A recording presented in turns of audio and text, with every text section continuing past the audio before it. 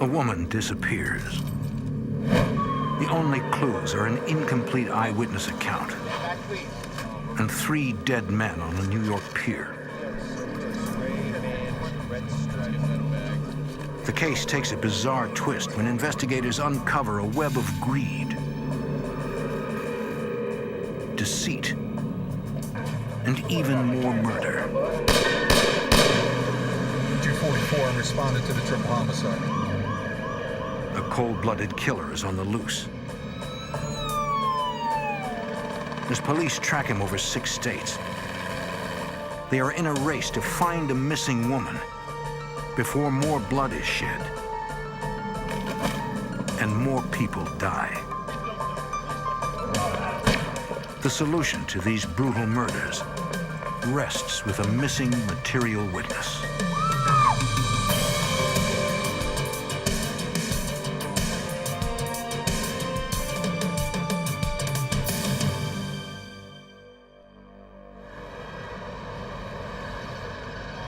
In this program, some of the names have been changed.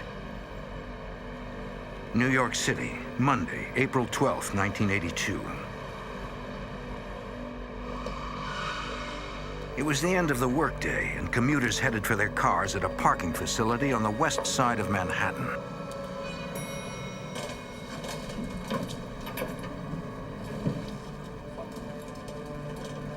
It was just after 6 p.m. when a lone woman made her way across the desolate rooftop parking lot. The lot was located on Pier 92 by the Hudson River, in the midst of the bustling crowds of Midtown Manhattan. As she approached her car, her key would not fit in the driver's side door. The lock was jammed.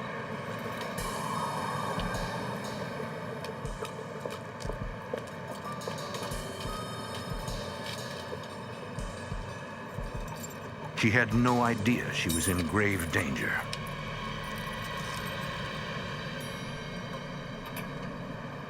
A moment later, 3 employees from the CBS television network arrived on the parking deck.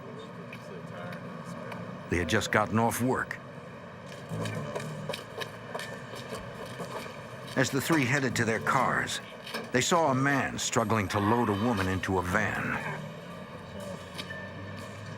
Concerned, they approached.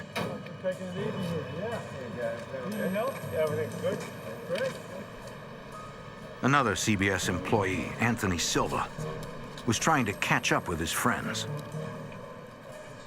He saw them talking to a man behind a silver van. Silva took cover.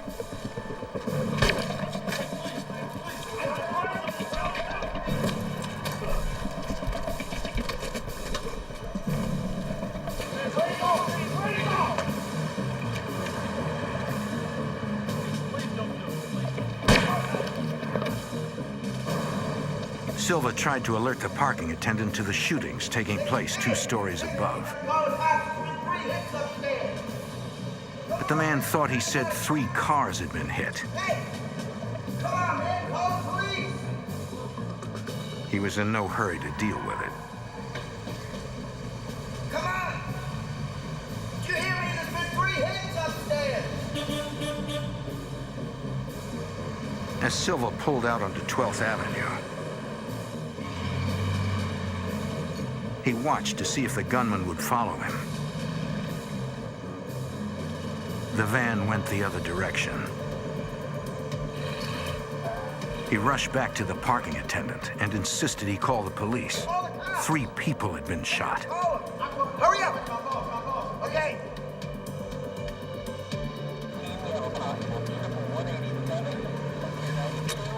Okay, 244 and responded to the triple homicide. Police officers were dispatched to the scene and sped towards the parking garage.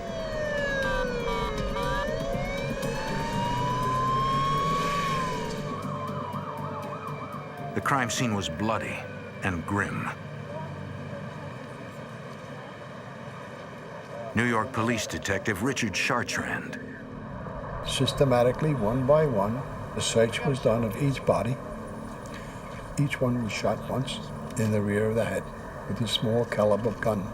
The location of bullet entry would appear that these were assassinations. A single .22 caliber shell casing lay beside each body. 2 men were found close together. The third was found a short distance away. Like the others, he had been shot in the head at close range. It appeared he tried to run from his assailant. The .22 caliber shell casing was collected.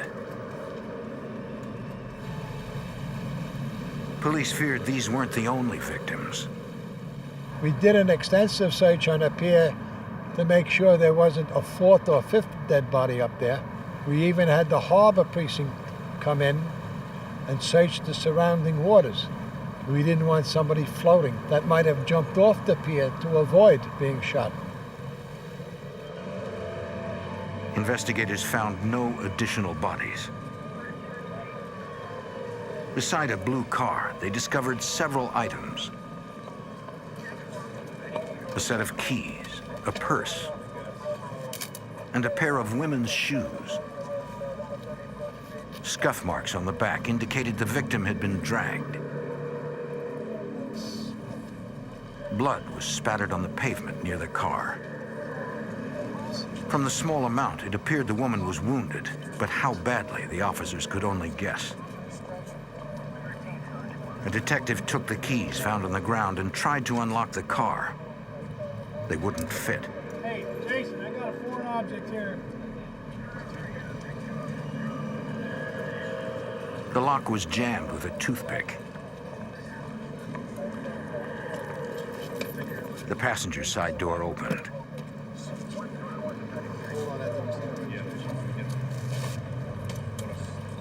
In the glove box, police recovered a license and registration. The car belonged to Melissa Benson of Ridgewood, Queens. I got Melissa Benson right here. What happened to her and why was still unclear. Robbery seemed unlikely. In her purse, investigators found credit cards and a wallet full of cash. None of the clues pointed to the killer, but Anthony Silva provided a description. The shooter was described from 5'5" to 5'8", with a reasonably husky build. He said that there was some sort of a commotion near a van. Silva told police to look for a gray or silver van with a burgundy stripe down the side. That's hard to say. Put 40s to 50s. Because of his description of the gunshots, detectives believed these were assassinations. A silencer must have been used. The parking lot was reserved for those with monthly permits. Each person who parked there had to fill out an agreement and could only enter by punching a license plate number into a keypad. The parking attendant provided police with Benson's agreement and those for all the vehicles in the rooftop lot. Detectives took the stack of papers, hoping they would help reveal their killer's identity. 243 dispatch. Be advised, APB on silver, a gray van with a red stripe, seen leaving the scene with a white female wounded. As news of the murders spread through police channels, more and more officers joined the search for the killer, who was already long gone. At the crime scene, the press clamored for the story. It appears that the 3 males apparently happened upon either an altercation or an abduction of some kind. At this point, we are just not sure what happened. Various items which would indicate that the female was present at the scene, women's shoes, women's sunglasses, and some other items are present at the crime scene close to one of the bodies. As the story broke across the city, New Yorkers were shocked. Reporter Selwyn Robb covered the murders for the New York Times. Everybody in New York knew about the story. On the night it occurred, 3 men tried to act as good Samaritans. The idea that 3 people during a period when people were very concerned in New York about a soaring crime rate, would intervene and get shot down, blasted away the way they were.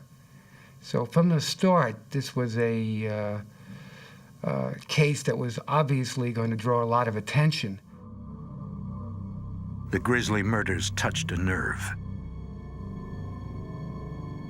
Each new piece of information triggered a growing sense of dread across the city. It sends a real message. Maybe you better not intervene. If you see something happening, it could happen to you. Even in a crowded area, even when you're with when you're 3 men and you think you can handle a situation like that, it isn't one person on a dark street. So that made it very intimidating. As panic grew, police were under immense pressure to find the killer and Melissa Benson. The faster they could find her, the more likely she would be alive.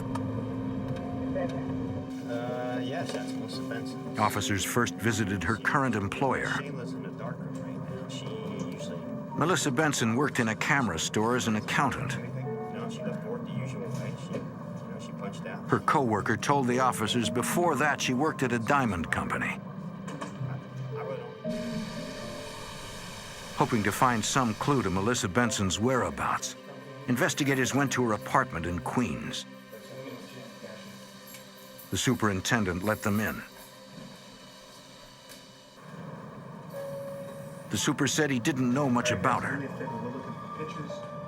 Benson kept to herself. For a homebody, however, she was quite familiar to the local police. An officer from the 104th Precinct in Queens knew her. I know her. I remember her. Right here? I know her, yeah. Miss Benson.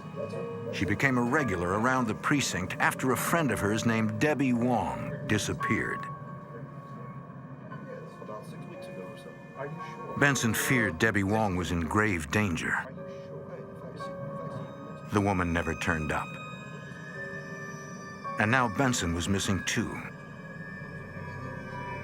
Investigators found nothing incriminating in her apartment. Just piles of financial papers, which did not seem unusual for an accountant. According to the Queens officer, Benson said she was working with the FBI. If she was involved with the Bureau, the next step was clear for Detective Chartrand. Made a call to the director of the Federal Bureau of Investigation and dropped a little bomb on him and said, "You guys got something going, and does this name mean anything to you?" The news Benson was missing was a blow to Agent Robert Paquette. She was the key witness in a multi-million-dollar fraud investigation. I had received a call from the New York Police Department, and he advised me that there was a murder that took place at Pier 92 in New York City, and that one of the individuals involved was Melissa Benson, in addition to 3 other individuals who were employed by CBS at the time. I was somewhat stunned. FBI agents agreed to meet with the detective the next day.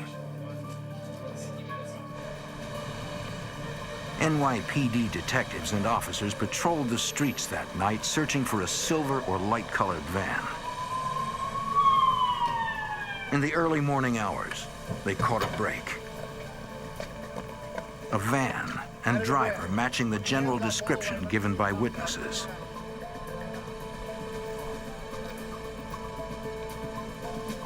Yet no sign of the missing woman. Police brought the man in for questioning. He insisted he knew nothing about the crimes of the missing woman, Melissa Benson. Tell us everything you know.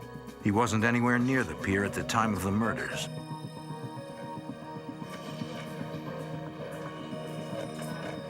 They had a suspect in custody, but detectives continued to try and link him to the crime while the man was questioned. They began analyzing parking lot permits. Oh, great, I missed that. All right, what do you guys got so far? Well, right now, only thing I've found of interest is about Ms. Benson. Benson's agreement indicated she had only parked there a few months. Yeah, we've got hers, we've got a parking space. It was dated April 1st of that year. We can find out hers. Police reviewed the other agreements, hoping to uncover a clue to the killer's identity. Once his alibi checked out, investigators were convinced the man they had in custody was innocent. They released him. The New York police feared they were running out of time if they were to find Melissa Benson alive.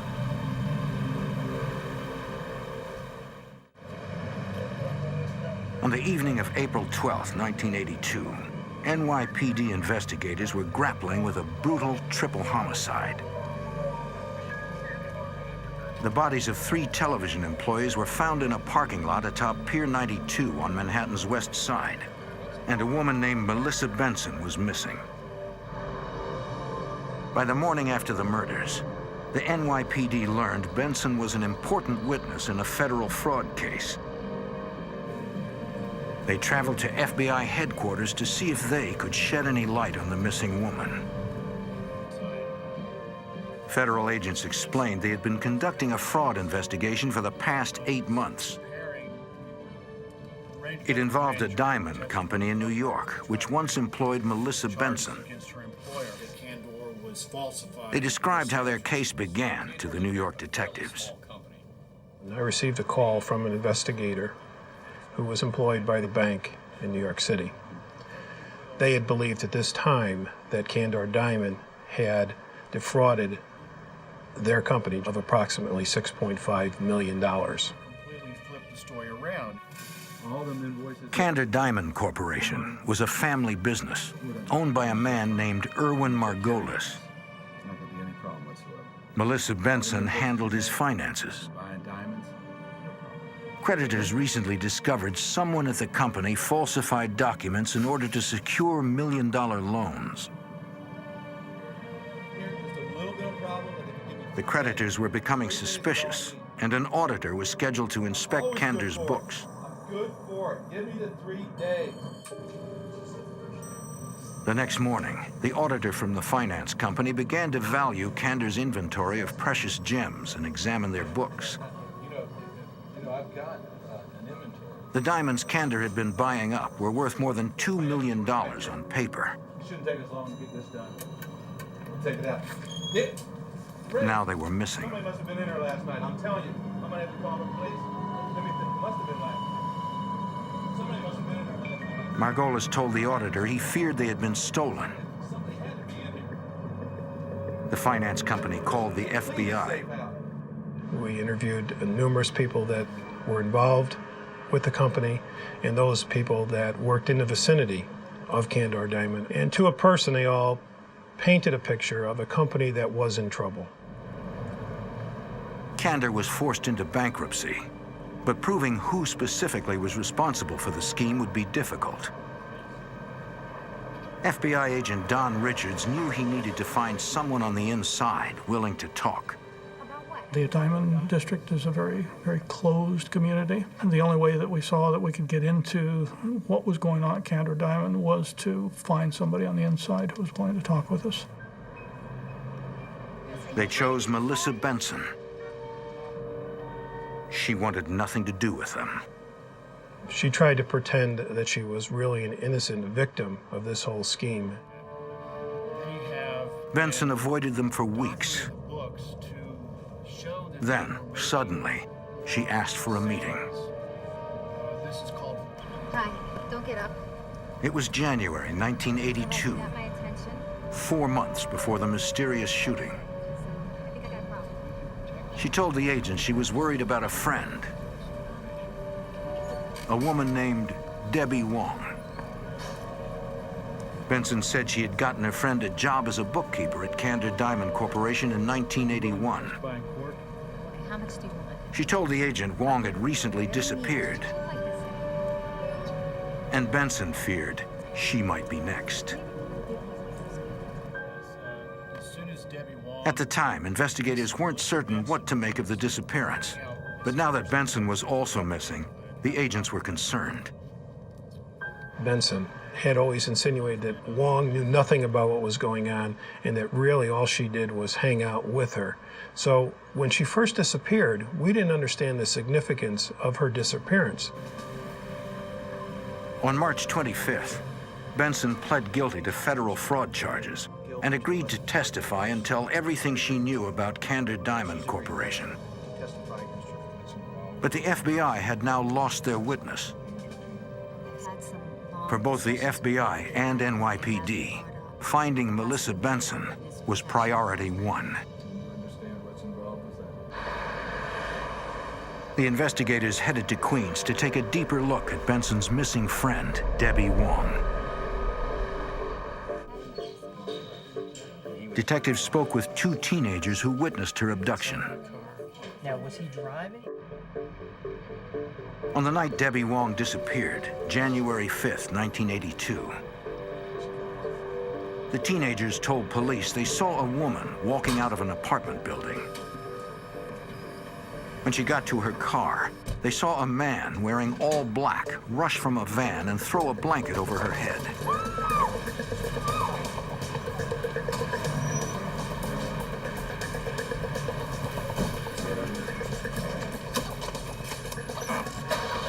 The teenagers told police the man shoved her into a car and sped away, and a van followed them.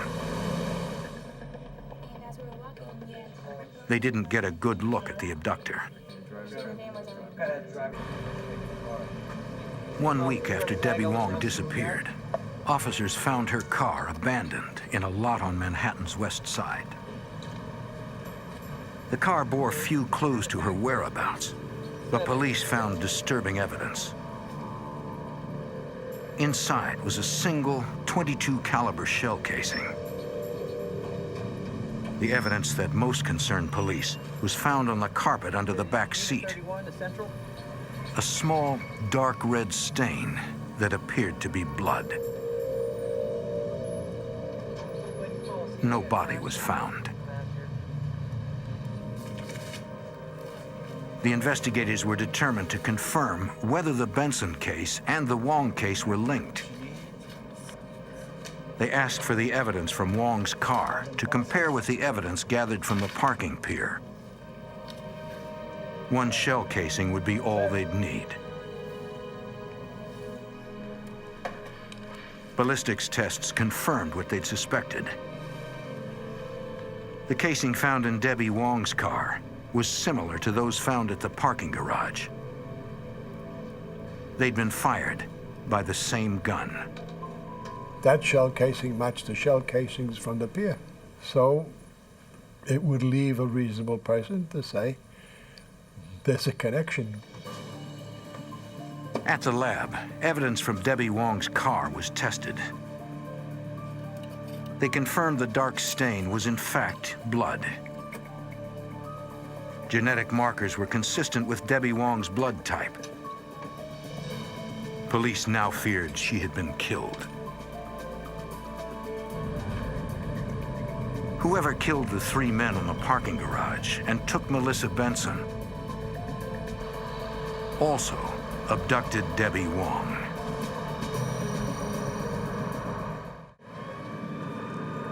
Three men were killed at a New York parking garage.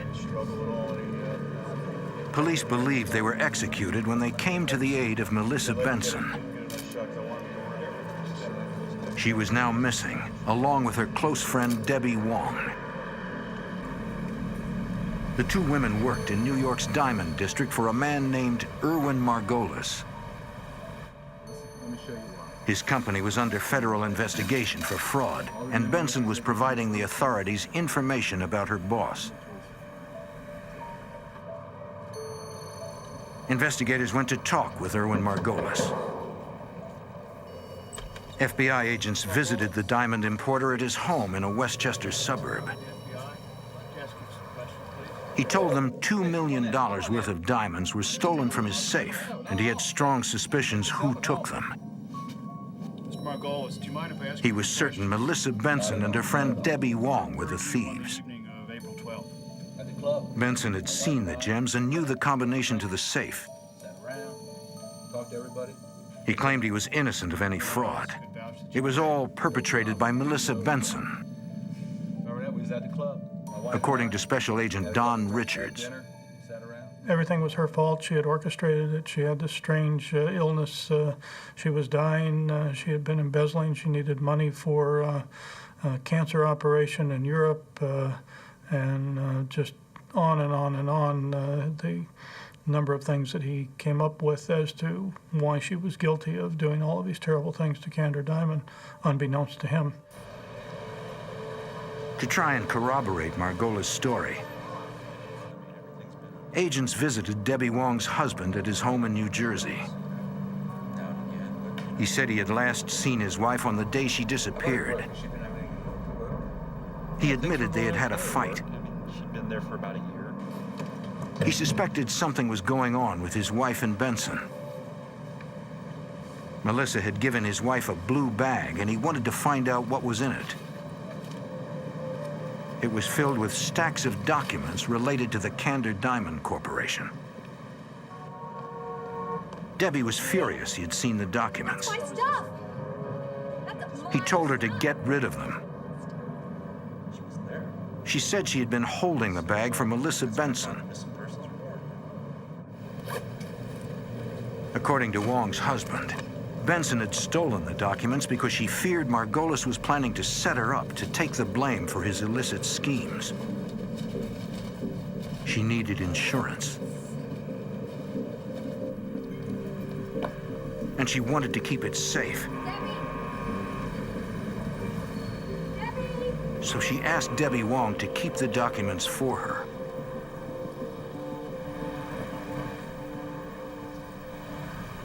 Found the bag. Wong wanted nothing to do with the papers and insisted Debbie get rid of them. A bunch of invoices, customer invoices. She stormed out of the house that day, taking the blue bag with her. Folders or anything, there's stuff. She returned the bag and the documents to Benson's apartment in Queens.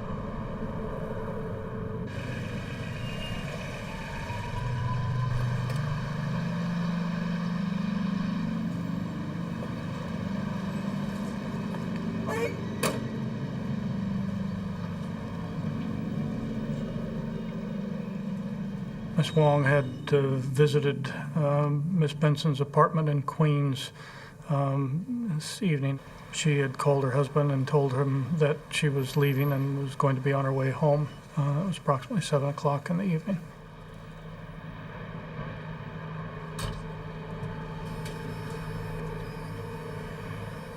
It was then that the teenagers saw the masked man shove her into the car and drive off. Debbie's husband never saw or heard from her again. She got that through her friend. With a strong suspicion the two cases were related, investigators heightened their search to identify the killer. FBI agent Don Richards. You start with the known and you keep adding the unknowns and you try to figure out how it fits. One of the first tasks was try to find out who was up on the parking lot that had access. You go through all of the applications, you look for vans. Of the many parking agreements, investigators found only one van had used the lot that night. But a check of the plates with the DMV came back empty. One of the detectives came up with a recent parking lot application of a van. Seemed to fit. License plate didn't seem quite right. Still nothing. Zero. The license number was a phony.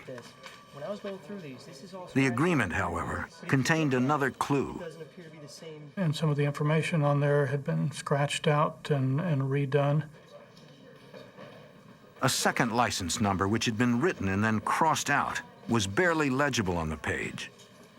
Through a little bit of forensics, you're able to raise the correct license plate number that was written down, then scratched out.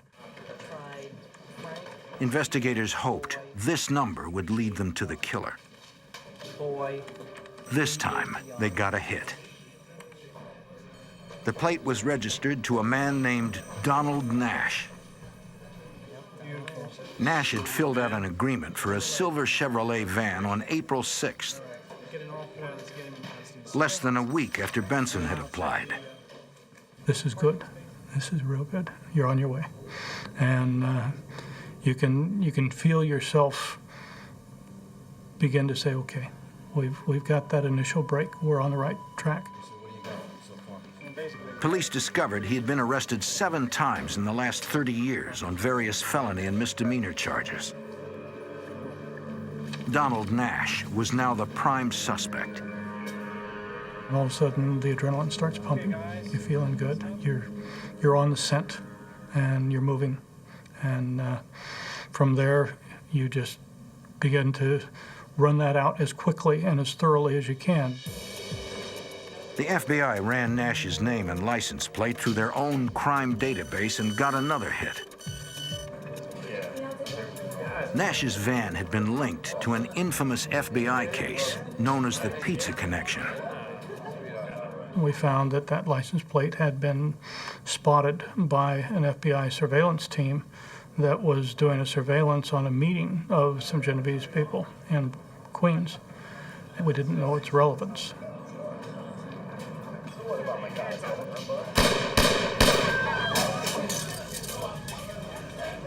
The FBI's investigation began back in 1979, after mafia crime boss Carmen Galante was gunned down in a Brooklyn restaurant. In the world of organized crime, a shift in power was taking place.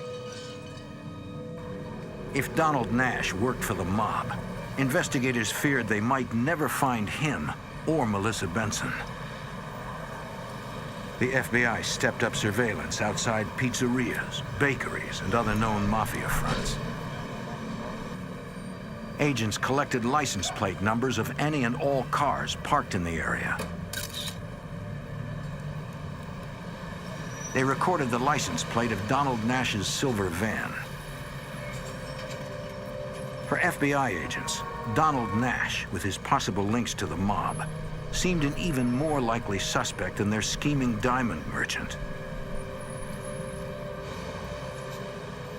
To determine whether the mob ordered a hit on Melissa Benson, the FBI asked around on the streets. I had 2 or 3 agents do a little research into our files, speak with their informants, speak with other people to find out if this woman who had been killed in any way was connected, girlfriend, wife, relative of the people that we had under investigation. Benson had no mob ties. If organized crime hadn't ordered the hit, agents wondered why Nash would be in that neighborhood. They soon made the connection. The spot where Nash's van was seen was just blocks from Benson's apartment in Queens. We knew from the facts of the pizza case investigation that Nash did not have any relationship with those individuals. However, based on the fact that that plate and that van were at the pier that evening, that there's only one reason that he could have been in such a close proximity to her apartment, and that was because he was surveilling her and that he was interested in determining what her normal activities were. It appeared Nash had been stalking her. Police continued their desperate search for him, hoping to find Melissa Benson before it was too late.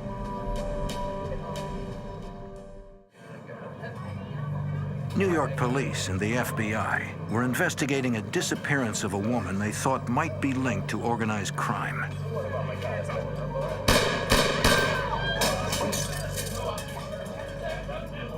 Mafia crime boss Carmen Galante was gunned down in Brooklyn. During the investigation into his murder, they uncovered their chief suspect's license plate number. The FBI determined their suspect, Donald Nash, and his victim, Melissa Benson, had no mob ties. It did appear Nash was stalking Benson. and his license plate was recorded as part of a surveillance on the mafia hit. Investigators believed someone may have witnessed the murders and headed back to the pier. The SS Rotterdam was moored on the west side of Manhattan, getting ready for a cruise. We were desperate to find any evidence at that point that would help us solve the crime. And we realized that there were a lot of people on that ship on deck with cameras. And we asked the passengers if they would share with us their videotapes and photographs to see if, by chance, we might have caught the murder on camera. Agents interviewed passengers and collected rolls of film. But no one had seen anything, and none of the photos captured the murders or the murderer. As investigators struggled with dead-end leads, trying to understand the facts of the crime, they were constantly under the microscope of the New York press. It was front page on the New York Times, the New York Post, the Daily News. The director of the FBI was getting probably 3 or 4 telephone calls a day from the chairman of CBS wanting to know what the progress was. The residents of the city seemed starved for any information they could get on the story. This was better than any kind of Chandler fiction story or Dashiell Hammett detective story. What you had here from the start was anyone who started picking up the stones to see what was going on. You had a tale of greed, embezzlement, murder, missing witnesses, cooked books, very strange witnesses, and also all the participants had checkered or intriguing backgrounds.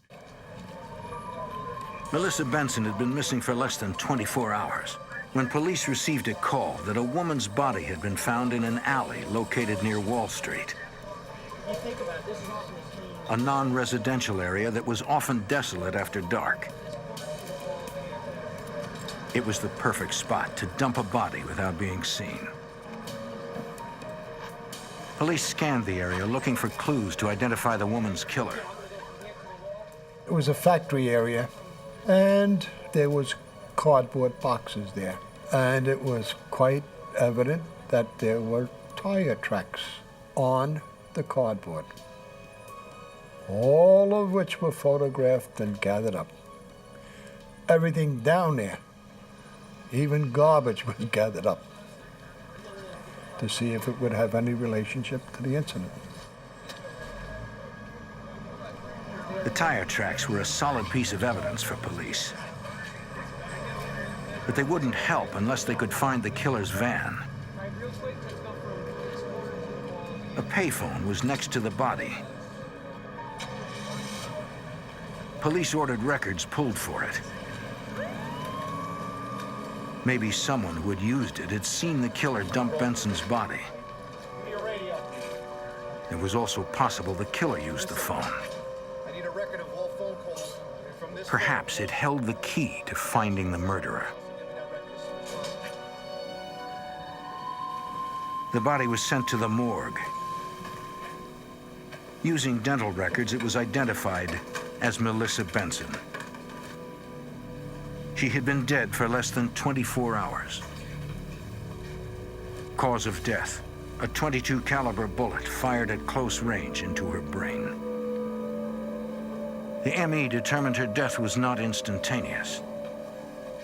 I don't believe that she died immediately. During the forensic and medical investigation, there were particles in her throat that should not have been there, which would indicate that there was 1 or 2 last gasps after she was thrown into the van.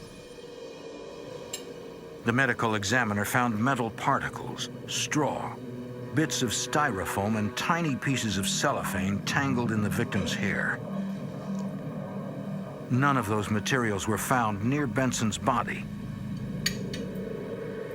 They must have gotten in the victim's hair inside the getaway van. They were collected to match against the van when it was located.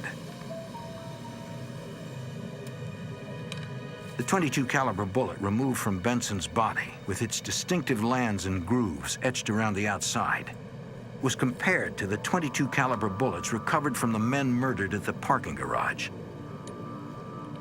The grooves matched. The same man who abducted Debbie Wong also took Melissa Benson. Our witness is dead. She was killed, along with 3 people who worked for CBS. We don't know who did it. We didn't understand exactly why the connection was there. Somebody killed this woman and the CBS employees. We had to find that person. To increase their efforts to find the killer, the NYPD and the FBI set up a joint task force. We closed no doors. Everything was open for discussion. Each of you have a different part. You don't know how it fits together, but you think it does. And over time, you'll find out. Fortunately, Melissa Benson was a federal witness. Because Benson was working with the FBI, Agent Don Richards felt an urgency to find her killer. We couldn't help her after she had been killed. The best thing we could do for her was find her killer. You don't mess with our witnesses. Not and get away with it. They believe their prime suspect, Donald Nash, had been planning the crimes for some time. Parking lot records showed he had parked at the pier on the same dates and times as Melissa Benson in the weeks prior to her murder. He appeared to be stalking her. Nash's van was registered to a construction company in Midtown Manhattan. Police were dispatched to the scene, but it was empty. Once we identified Donald Nash, we went to the location that was known to be his business location. His business location amounted to a telephone on a desk in somebody else's premises. He was well known to the area and well liked. He was the local handyman. If you had any problems mechanically or electrically, if you got a hold of Donald Nash, he would take care of it, fix it for you, do whatever you want. Officers also visited Nash's neighborhood, a rough area of the city known as Hell's Kitchen, run by an Irish gang called the Westies. The MO of the crime made Detective Chartrand suspect Nash was connected to the gang. But I know that he was using the same technique that some of the, quote, Westies were using, and they were responsible for maybe 17, 18 murders. Always a van, always a small caliber gun, always a shot to the head. Neighborhood locals had known Nash for years, but no one admitted to knowing his whereabouts, perhaps out of loyalty or fear. In this area known as Hell's Kitchen, they have their own code, and the code is never give up anybody. Because if you do and it's found out, you're going to be dead very shortly. They'll come and kill you. If they don't, their friends will. So everybody keeps quiet. With no one talking about Donald Nash, the FBI turned their attention to the only person with a possible motive to get rid of Melissa Benson, Erwin Margolis. Agents hoped to find a link between Margolis and their suspected killer. This time, Margolis agreed to talk, only if his attorney could be present. His story stayed the same. He again pointed the finger at Melissa Benson. He was not as cooperative as you would expect. He basically tried to place the entire blame on his comptroller and insinuated that she was behind it all. The diamond merchant denied he knew Donald Nash. He claimed Benson was a criminal and any number of people might have wanted her dead. Margolis's attorney, Dave Owen, suggested Benson had taken everyone for a ride, including the FBI. Sure. They had no proof to tie Margolis to the murders, and the officers were running out of leads. But the urgency of finding the killer was growing. The pressure on the political end is increasing. Doesn't matter that it's a weekend, the calls keep coming. Chairman of CBS wants to know, when are you going to make an arrest? Police commissioner, when are you going to make an arrest? The media wants to know, when are you going to make an arrest? And even though they had a suspect, they had no idea where he was. While they were going over phone records, they got a break. It was a single phone number buried in a mountain of phone records from Lower Manhattan. On the night of the murders, a phone call was placed from the payphone where the body was found to a home in New Jersey. The call was charged to a number in Keansburg, registered to Donald Nash. The FBI now had his address and set up surveillance. We put a team over there. They barely had set up, and all of a sudden they spotted him. Not the van, but they spotted him. And he was heading off with a friend, and surveillance began. They soon caught sight of their man, but couldn't approach. There wasn't enough evidence to arrest him, and questions would tip him off. He might run. But watching Donald Nash would not be easy. He was about to take them on a dangerous ride.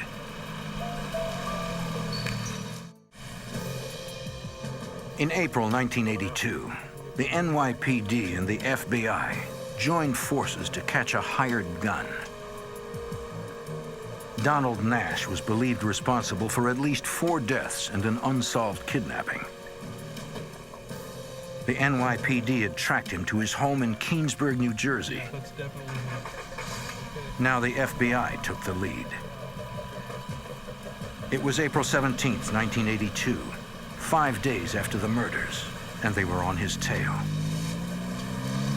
Special Agent Don Richards.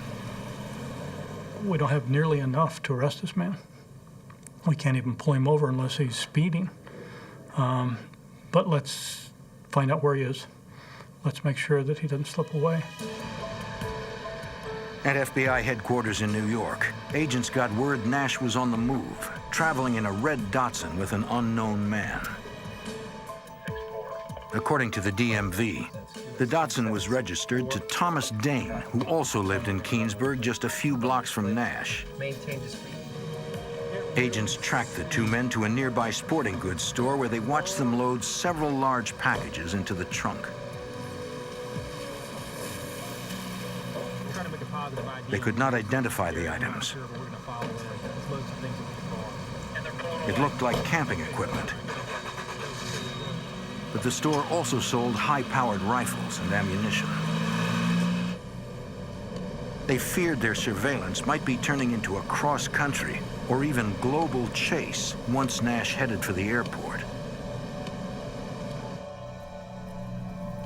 Agent Ron Moretti still works undercover, and his identity has been hidden to protect ongoing investigations.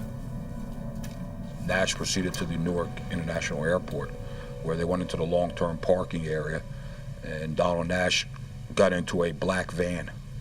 Now, we had been given a description that the van used in the murder was a light-colored van, either white or silver.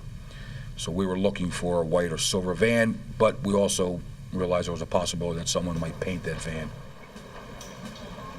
Though the van was black, agents understood its importance. If this was the same vehicle used in the crime, it may still contain vital evidence. But they did not have enough tying Nash to the crime to get a search warrant. They decided to tail him until they uncovered the proof they needed. Agents ran the plates through the DMV. They had been recently issued and were not yet entered into the DMV database. The agents followed Nash to a highway rest stop. They watched as the men transferred items from the car to the van.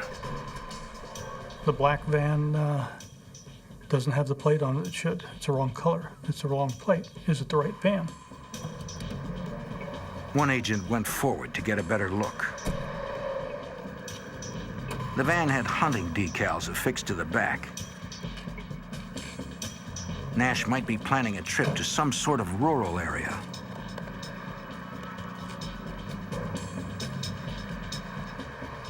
They would have to follow him because they could not arrest him without being certain he was the murderer.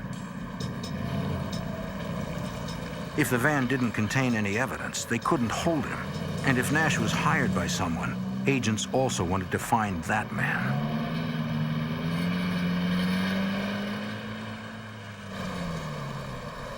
Again, he was on the move.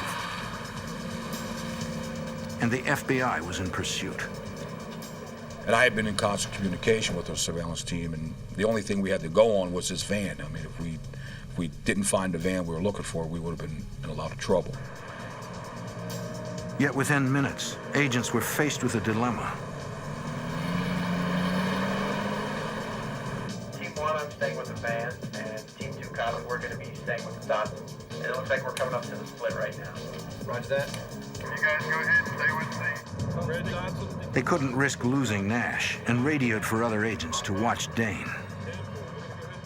So flying down the interstate with 2 cars on a van, it's probably the most important case that the FBI and the police department are working on in the last month, and you can't let him get away. We had no idea where he was taking us. We had no idea if we had the right van. We had no idea if we had the right man, and we couldn't let him go. Nash got on the New Jersey Turnpike headed southbound, with 2 carloads of federal agents never far behind. The New York office was run and supervised by a deputy assistant director by the name of Ken Walton. Ken looked at his surveillance supervisor and told him that he was to have full access to all Bureau aircraft and that they were, quote, not to lose him. And if anybody did lose him, they should not come back to New York. By day's end, Nash led agents as far as Lancaster, Pennsylvania. He checked into a motel and appeared to call it a night. My instructions were follow him until we can figure out how we can arrest him. Just don't let him go. Don't let him out of your sight. Agents kept a close watch on his room. They wanted to get a closer look at the van, but they could not risk getting caught. They waited for Nash to settle in. Well, let's find out if it is the right van. Let's look on the dashboard for the vehicle identification number. Auto manufacturers engrave a VIN, or vehicle identification number, on every vehicle, often on the dashboard. It is a unique number. No 2 vehicles have the same VIN.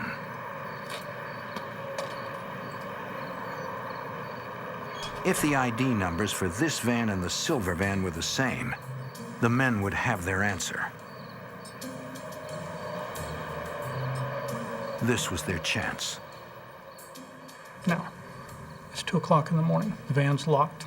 Don't want to spoil anything in there anyway. So the surveillance agent takes a flashlight, shines it around. But on this night, luck was not on their side. Papers on the dashboard covered the ID number. The FBI would have to wait for the next day and Nash's next move.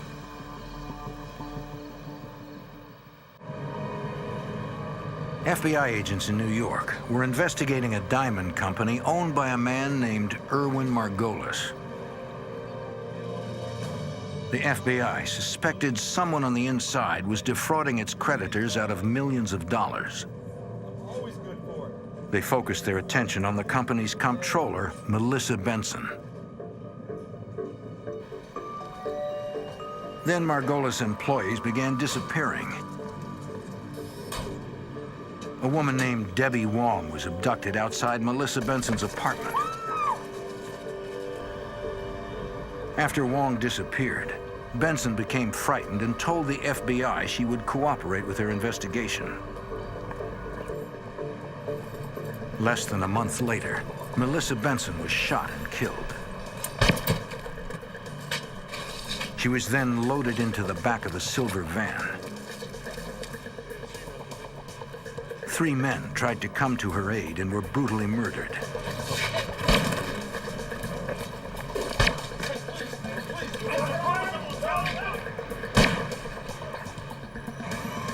Police tried to make sense of the murder scene, piecing together the clues.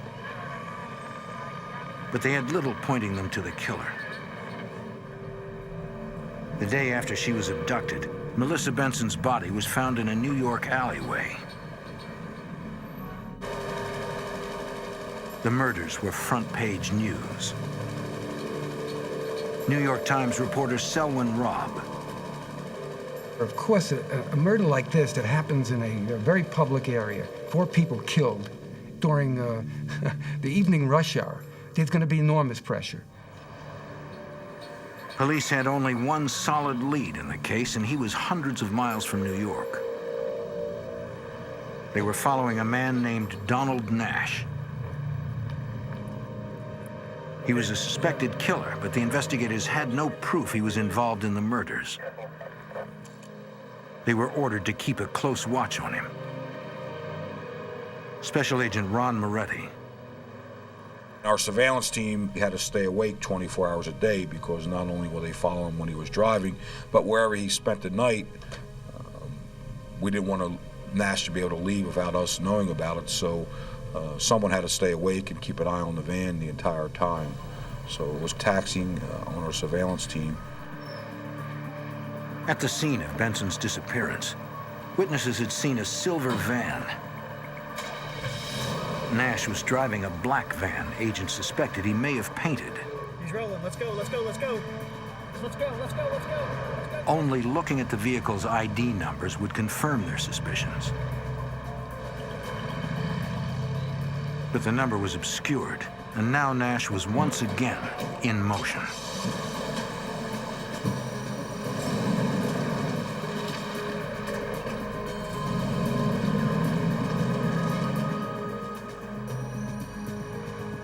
They continued tailing at a safe distance, with Nash apparently unaware of their presence. FBI Special Agent Don Richards coordinated the search in New York. The next morning, the people back in New York are trying to figure out what else can we do to tie the van and this man to the murders themselves. Investigators hit the streets. Let's check all of the body shops in and around where he lives and see if they had done a job on a silver van, making it black. For a van. None of the body shops worked on a silver van in the last 2 days. They were at another dead end. Well, we could try to get a search warrant on his home to see if there's anything there that could tie it in. We don't have enough probable cause. So, it's getting tougher and tougher. Once again, detectives in New York turned to phone records to try and tie Donald Nash to the victim Melissa Benson and her boss, Erwin Margolis. Their job was difficult. Every phone call that was made by Nash, either in New Jersey or in New York, the subscriber to the phone that received the call, and then we got all of their phone calls, and everybody that they ever called. We had a cardboard box piled 2 feet high with telephone records. Just a few more phone calls today. Their goal, to identify every call he made in the months prior to the murders. Maybe they could find a link between him and the victim. Agents knew Nash was in contact with his nephew, Thomas Dane. They staked out his home in New Jersey. Dane had no criminal record, but because they had seen him help Nash make his getaway, detectives suspected he might be involved in the crime. They set up to watch his every move. Agents following Nash tracked him to a campground in West Virginia. He hit the road again with the helicopter in close pursuit. Choppers maintained visual contact with the van from high above,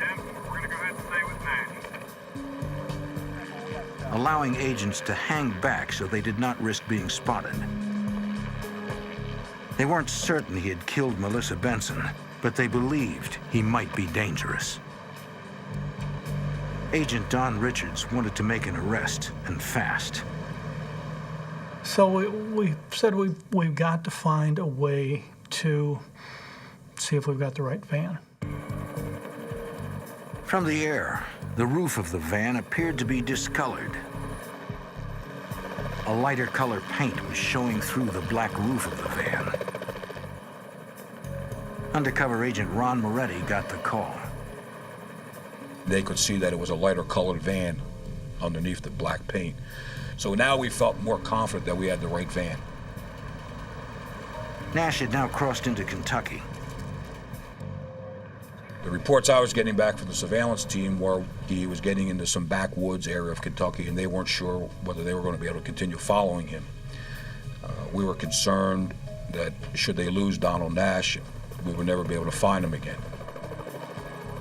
If the van pulled onto one of the tree-covered roads joining the highway, the chopper might not be able to maintain visual contact. The FBI had to get the VIN number from the van. They put a call in to the Kentucky State Police. Be advised, vehicles traveling on I-64 westbound around the 59 or 60 mile mark.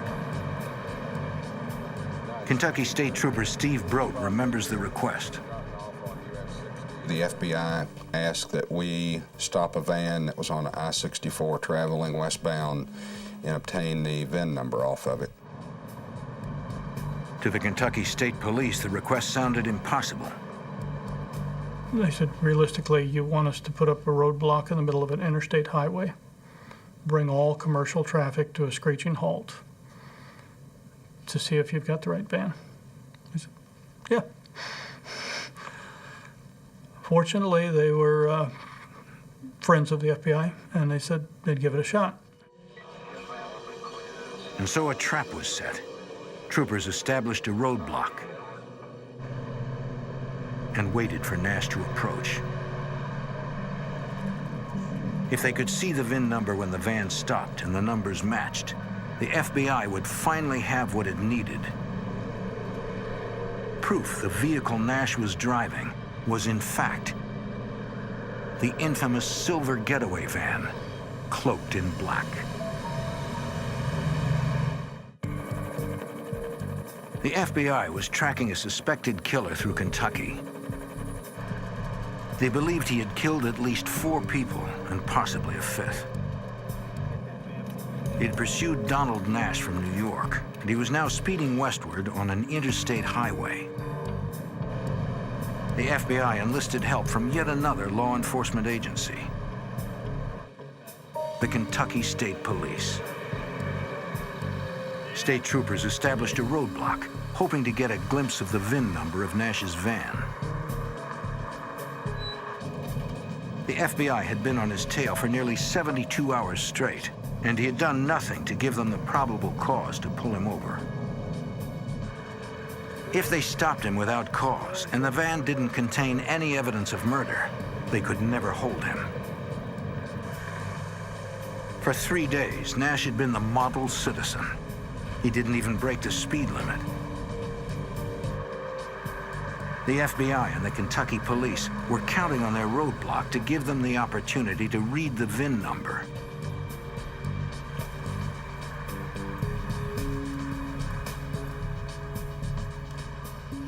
When Nash reached the roadblock, a trooper assured him it was just standard procedure.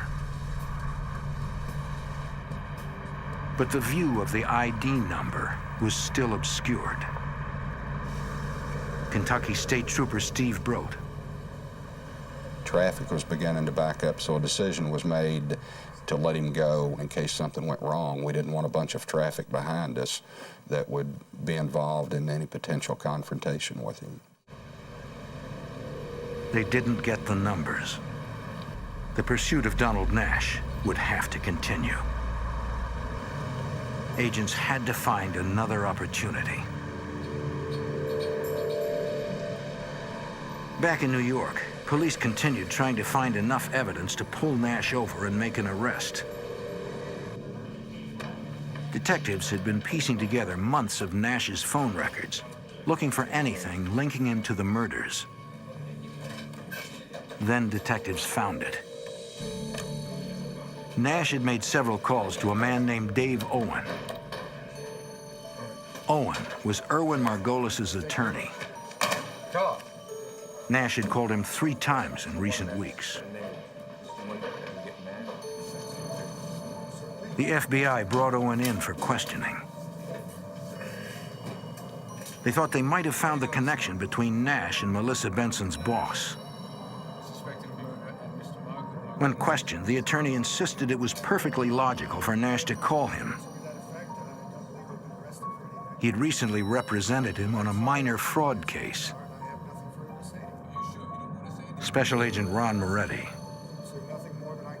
We knew we had to act fast and try to get some type of evidence where we could either get an arrest warrant for Nash or a search warrant for his van and detain him on federal charges or murder charges out of the state of New York.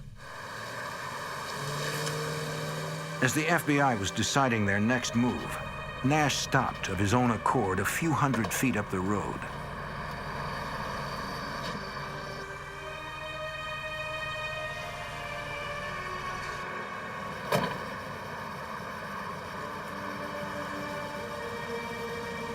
Hello, sir.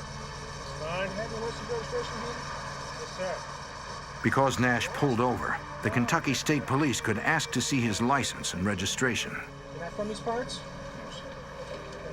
And the vehicle ID number, which is listed on the registration. And after talking to him for a few minutes, I let him go. I gave the dispatcher the VIN number off the van. He ran it through the NCIC computer, and it came back as a stolen vehicle. It looks like he's headed for the rest stop now. It took only a few minutes to get what FBI agents had waited for days. The VIN number matched the ID number agents had on file for the silver van. The vehicles were one and the same. This is our suspect. The Kentucky agents were waiting for instructions from the FBI. We were following this van at a distance so the driver of it wouldn't see us in the marked cars. We didn't want to spook him and make him do something out of the ordinary. And just about the time we got ready to stop him, the van drives into a rest area. Nash pulled the van against the curb. The troopers surrounded it.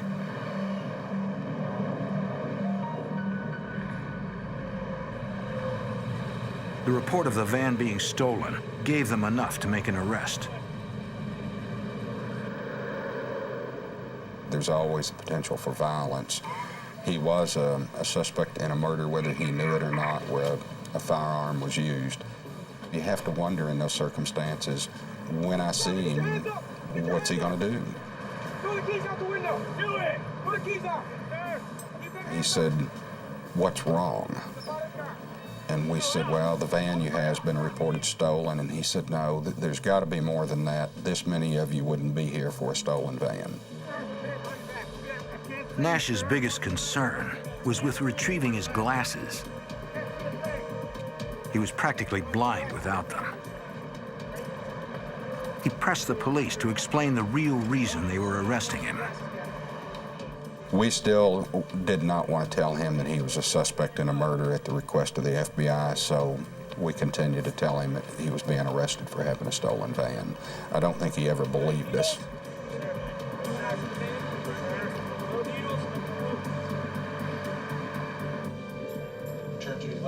Donald Nash was arrested for driving a stolen vehicle on Monday, April 22nd. In his pockets, some $8,000 in crisp, new $100 bills. The suspected murderer was finally behind bars. But if his van didn't contain evidence of murder, the officers would not have enough to hold him. FBI agents flew to Kentucky to retrieve their prisoner. They hoped he would talk. FBI Special Agent Bob Paquette. We made an attempt to interview him. He had made it pretty clear to us he was not going to cooperate in any investigation. With Nash not talking, they had to rely on the evidence. We then compiled the information, evidence we did have. We made application to the U.S. District Court in Lexington, Kentucky, and was granted permission to search the van. The van had been hastily painted. In places, the original silver color still showed through. Technicians from the Kentucky State Police worked into the night processing the van. The FBI hoped inside was the evidence to tie Donald Nash to the murder of Melissa Benson and give them some insight into Debbie Wong's whereabouts. First, technicians documented the contents. They collected small pieces of styrofoam, cellophane, and metal scrapings, all items found on Melissa Benson's body. They retrieved a telltale .22 caliber shell casing. The casing would be tested against those found at the pier in New York. Technicians inked the tires and took impressions to try and match them with the impressions found on the cardboard near Melissa Benson's body. Supervisor Larry Ayers turned his attention to the blood. They were small, but there were numerous blood stains on the van, as well as blood-stained clothing. I was amazed at how much physical evidence there actually was in the van. I wasn't expecting to find very much. It had been several days since the murder had occurred. The blood was sent to the lab for comparison. Police had samples of Melissa Benson's blood for testing, but because Debbie Wong's body had never been found, they would have to find something to make a comparison. At Debbie Wong's home, officers collected personal items, including a hairbrush and samples of underwear. Forensic technicians analyzed the bits of metal, plastic, and styrofoam recovered from the van. They matched those found in Benson's hair at the time of her death. The blood scraped from the van's interior were of two different blood types, matching Melissa Benson and Debbie Wong. This evidence placed both women inside the van. Ballistics testing confirmed the 3 shell casings found at the pier and the one found in Wong's car were similar to the one found sitting in Donald Nash's van. And the tire marks from the van matched those found near Benson's body. We had tire impressions left at the crime scene where Miss Benson's body was left, and we matched the tires to that. We found boxes of ammunition unshot. We found in the van bits and pieces of hair, pieces of clothing, human blood. The forensic technicians found evidence the same caliber weapon was in the van as were the 2 victims, Melissa Benson and Debbie Wong. They had also placed the van at the site where Benson's body was dropped. On April 21st, 1982, Donald Nash was extradited back to New York just over a week after the city was stunned by his vicious crimes. The next day, the quiet suburb of Keansburg, New Jersey, was alive with activity. FBI agent Don Richards, I sent 2 agents to begin to develop a search warrant based on evidence from the van and everything else we had for the house. We had no murder weapon.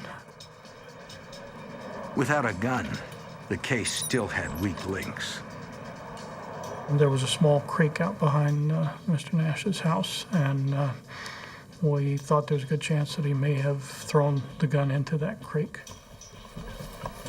He also might have used it to dispose of a human body.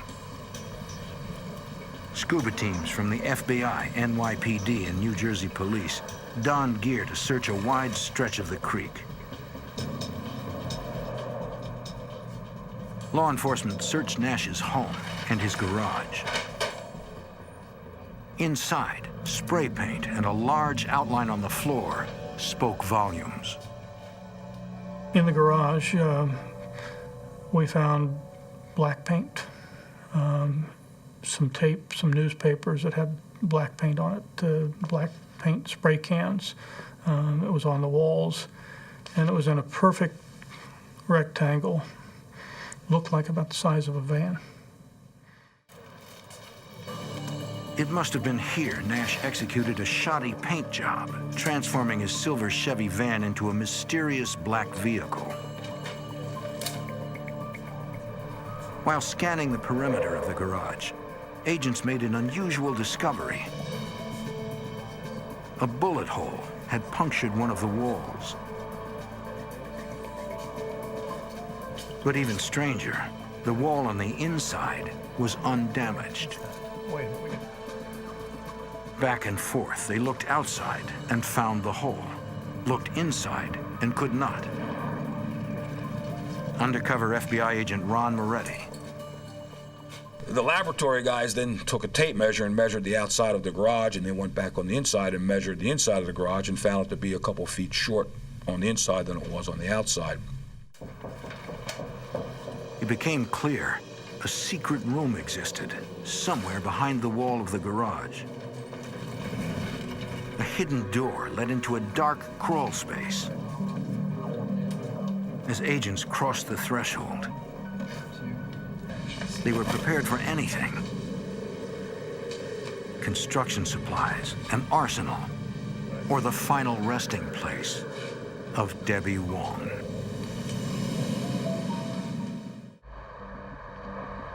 Police in New York had captured the man who killed Melissa Benson, but her friend Debbie Wong was still missing. They searched a creek behind the killer's house, looking for Wong's body and the murder weapon. Investigators still needed more evidence, according to FBI agent Don Richards. How's it going? You can put the man in custody at the scene of the crime. You can put his vehicle there. You can put blood and hair from the crime scene in his van. So you can tie him to the van and the van to the killing. That's good. You're still not there, but it's looking better. It's looking a whole lot better. Donald Nash was a man of many secrets. As law enforcement officials were searching his home, they found a hidden room in the back of his garage. As agents entered the dark room, they found .22 caliber shell casings littered the floor of the small, musty space, hidden behind a fake wall in his garage. It appeared a gun had been fired inside on more than one occasion. Crime scene technicians bagged some of the casings and took scrapings of the reddish substance staining the sink. Blood residue, though whose blood it was, would remain a mystery.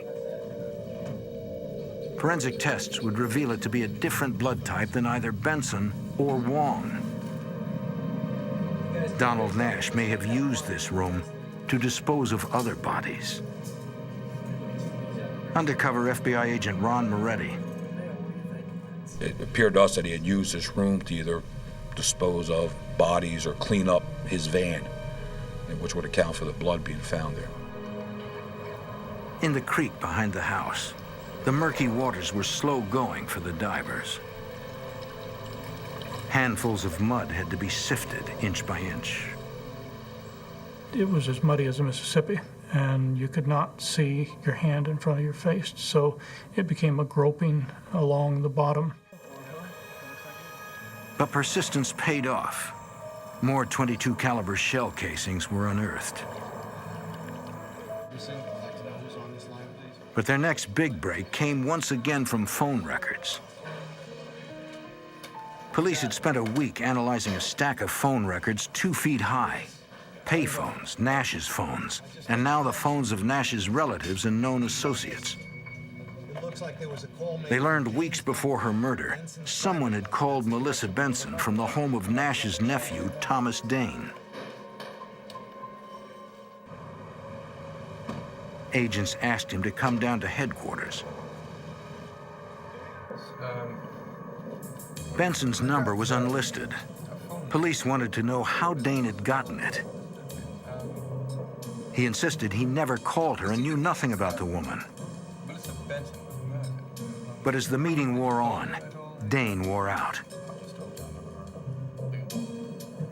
He told police Nash had probably made the call himself to check up on Benson.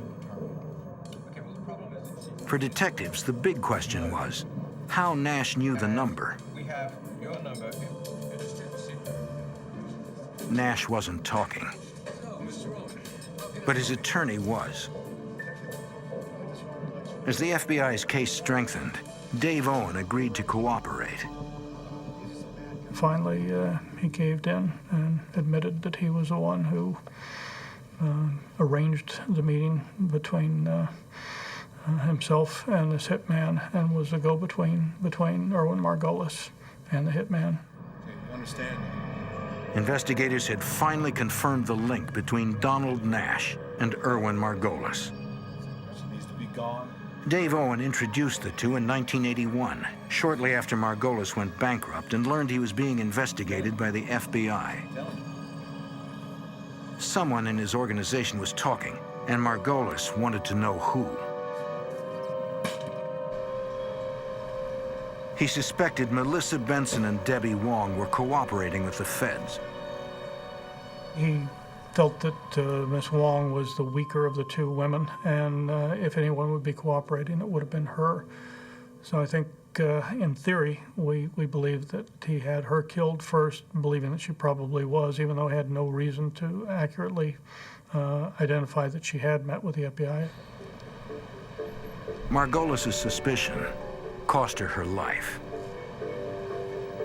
In exchange for immunity, Dave Owen testified at trial that Nash agreed to kill both Debbie Wong and Melissa Benson for a fee of $8,000. Best we could figure is the blanket was thrown over her head, gun put to her head, and she was shot once, killed. Police theorized Nash was assisted by an accomplice who has never been identified.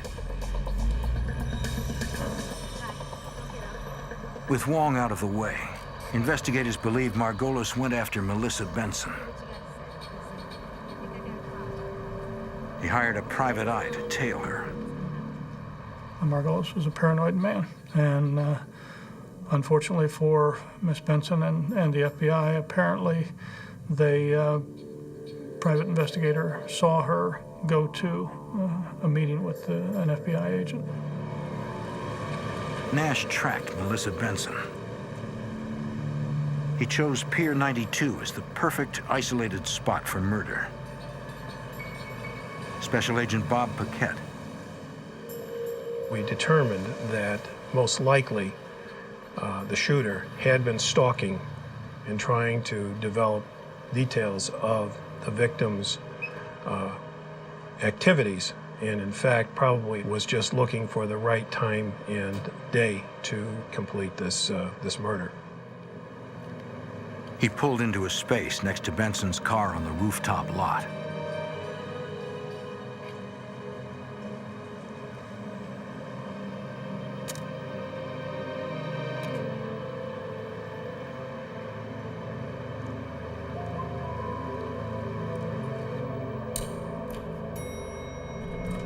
Having stalked her for weeks, Nash knew Benson's habits. when she got off work and how long it took her to walk to the lot. For NYPD Detective Chartrand, Nash's brutal crimes didn't match the man. You could walk past Nash on the street and not even know he was there. He never projected the feeling of a hard-nosed son of a gun. But he was a cold-blooded murderer. Melissa Benson had no idea what awaited her. She stood just inches from her killer. In theory only, he was seated in the van when she went to the passenger side of the car to get into the car. He reached out and shot her. The trajectory of the shell casing would go high into the left, and that's how it wound up in the van. He immediately got out, pulled the doors open, threw her in, slammed the door, and then he went about assassinating the 3 witnesses. Nash was unprepared for witnesses. He reacted on instinct. His eyesight, poor since a childhood accident, required him to chase down his victims. One by one, he shot them at close range. He had to. It was the only way he could see his target. Nash's attack on the 3 CBS employees was quick and brutal. He never spoke to law enforcement about anything that happened that night. New York Times reporter Selwyn Robb. He was really as hard-boiled and as cold-blooded as they came. And when it came to a criminal code of silence, he was certainly a master disciple of that. After he left the pier, Nash had to solve the problem of what to do with the body. He didn't want to drive around in that van with the body in the back. My feeling was that he would have taken her to New Jersey and got rid of her there, in the marshes or whatever. He couldn't take that chance of going through the tunnel with Benson in the back of the vehicle. He went south and dropped the body in Franklin Alley. He then called his nephew to help him get out of town. Thomas Dane, in exchange for immunity, testified against his uncle. He admitted getting a call from Nash that evening. Nash directed him to the long-term parking lot at Newark Airport, where they dumped the van after he painted it. It's pretty obvious that he got some help in carrying out this crime, certainly in the escape, if nothing else. Yet there was never a word uttered by him. With Nash not talking, investigators had to find hard evidence tying Margolis to the murders. If they couldn't uncover any evidence, he might walk free.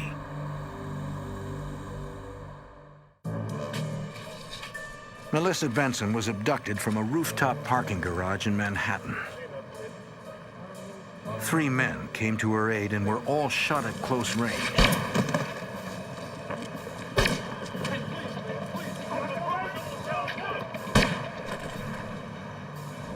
The killer drove from the garage in a silver van. The FBI had followed their prime suspect all the way to Kentucky.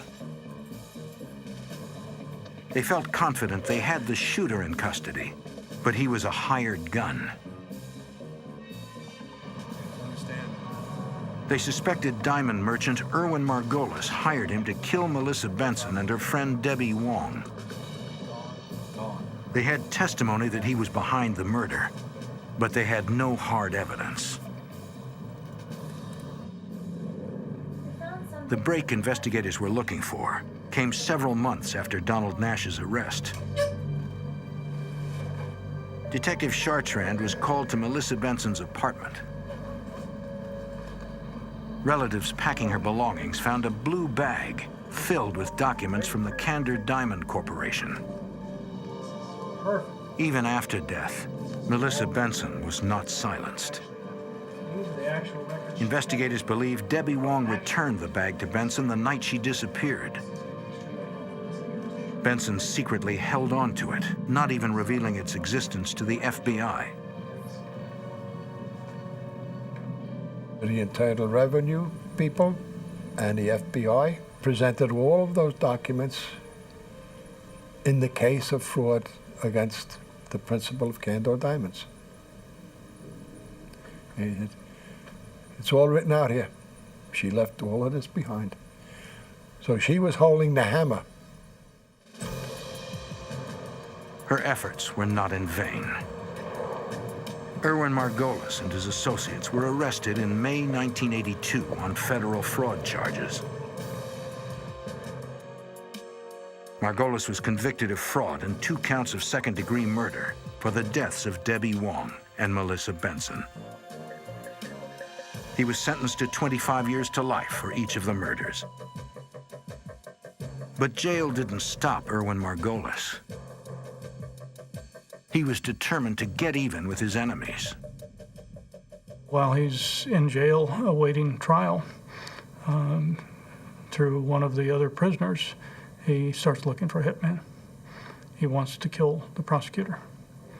And the fellow at the bank who initially turned the matter over to the FBI.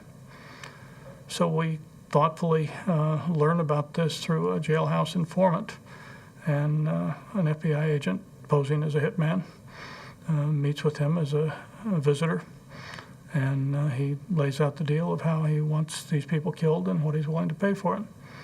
And the tape recording is wonderful. So if he's willing to pay to kill them, we're pretty sure he's willing to pay to kill the other 2 women. Donald Nash and Erwin Margolis committed a crime that paralyzed New Yorkers with fear and suspicion, and changed the way they looked at their city. This was an abusive, aggressive, paranoid man who was ruthless in his business dealings. He just wouldn't broach any challenge to his decisions, his authorities, and the way he wanted things done. Didn't matter if it was illegal. Didn't matter if it was immoral. Didn't matter if it was putting anybody else's life in danger. It made no difference. Donald Nash was found guilty of 4 counts of second-degree murder and 1 count of conspiracy to commit murder. He is currently serving 100 years to life. The people that were involved in the murders in this investigation were the absolute personification of evil. Man treating man very poorly. Donald Nash currently resides in New York's Auburn Correctional Facility. Detectives tried to convince Donald Nash after he was convicted to at least give the Wong family a little bit of solace by telling where the body was so they could at least bury her. He denied any knowledge of it. He has never spoken of the murders. And Debbie Wong's body. In a California hospital, patients are mysteriously dying on the graveyard shift. Their internal organs are paralyzed as they slowly suffocate. The deaths devastate families searching for answers. The death toll climbs, and rumors and innuendo point to murder. Police must rely on science to stop an angel of death.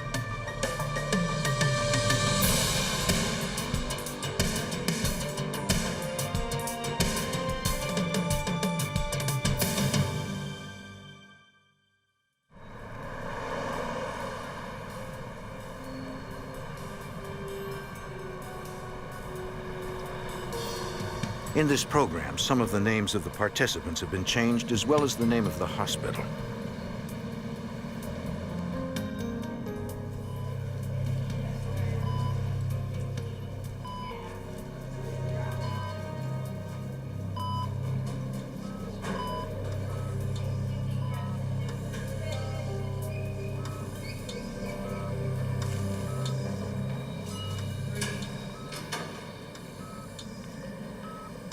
In the hospital's intensive care unit, doctors struggled to keep Tricia Johnson alive. Her husband, Larry, stayed by her bedside. She had been in the ICU for days. Doctors believed the worst was finally behind her.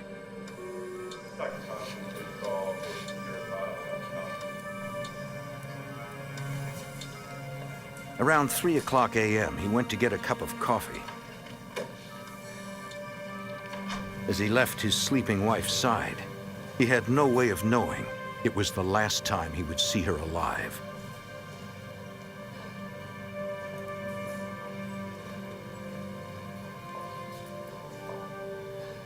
Only moments after he walked out of her room,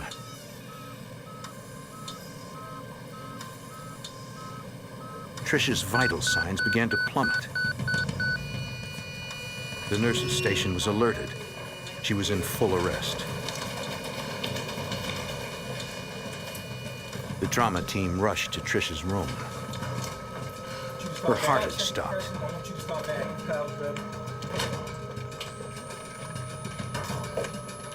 When Larry returned, he saw the doctors surrounding his wife.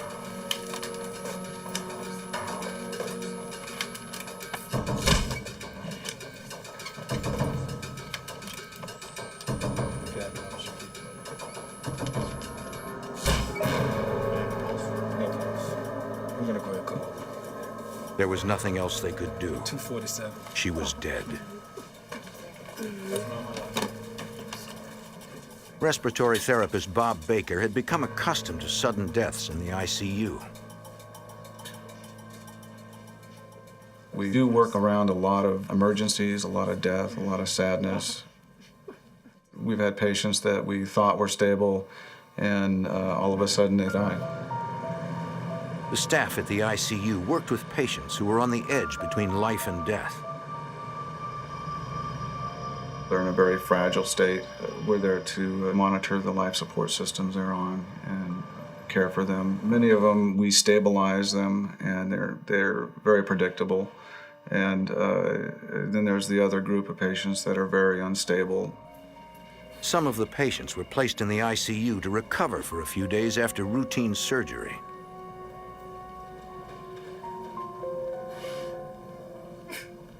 John Schwartz was admitted to ICU after he had his hip replaced. His granddaughter, Mary Nickel, was grateful his recovery was going so well. His prognosis was he's going home in 4 days. It was the holiday weekend. It was a Friday, and they wanted him to go home on Tuesday. Schwartz had been restrained so he didn't re-injure his hip.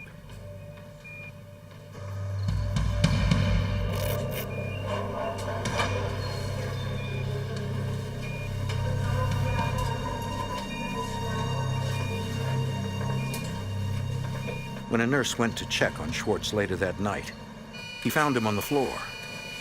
It seemed he had struggled free of his restraints. The code rang out, and all the staff on duty rushed to Schwartz's aid. One, 2, 3. I got air, Doc. He was healthy, and he just needed rehabilitation. You know, learning to walk again with a new hip. And that's all it was. He didn't have anything else wrong with him. The doctors, nurses, and respiratory care specialists did all they could, but it was not enough. Resume CPR. Give him a milligram of epi, please.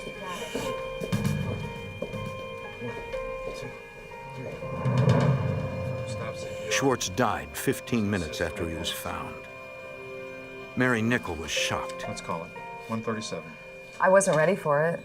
I had no inclination that he was going to pass because he was healthy.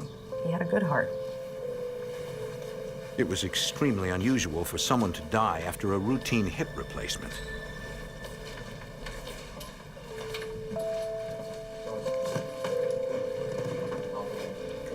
Schwartz's sudden death seemed especially odd. A nurse checked on him just an hour before. No one could explain how he escaped his restraints.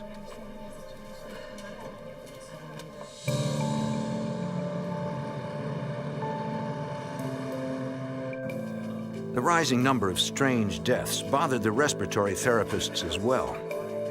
No one was certain whether something was wrong or if the deaths were just a coincidence. Over the next months, the ICU continued treating a large number of patients. When Sarah Ascari was rushed to the hospital, she was having trouble breathing. But now she was off the respirator and stable. This particular patient had a very severe lung disease, but she was improving to the point where she could go home. We had her on a what we call a BiPAP. She didn't need that anymore. She was getting better. But Sarah Ascari would never make it home.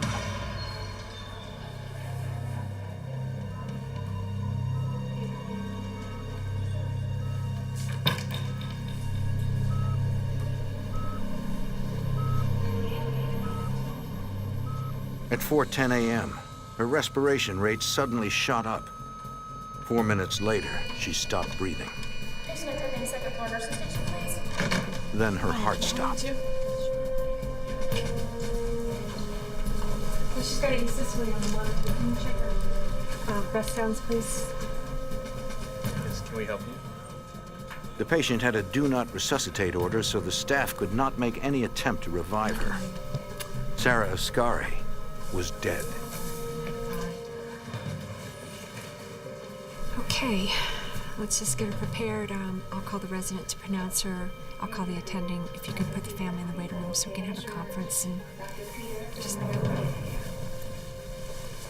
It was a big surprise to me to find out that she had all of a sudden died. It was another sudden, unexplained death of a patient who seemed to be recovering. It's a surprise to me. Something about Ascari's death didn't seem right.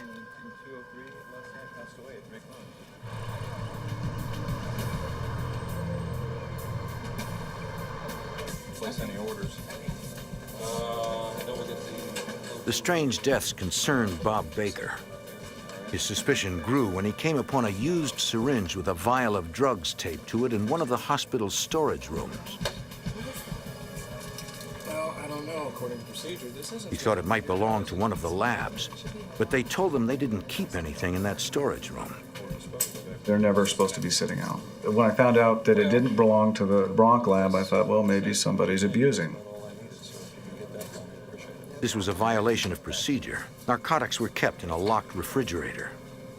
This is starting to sound serious. I just thought, okay, this is another piece to the puzzle. Baker went to talk with the other respiratory therapists.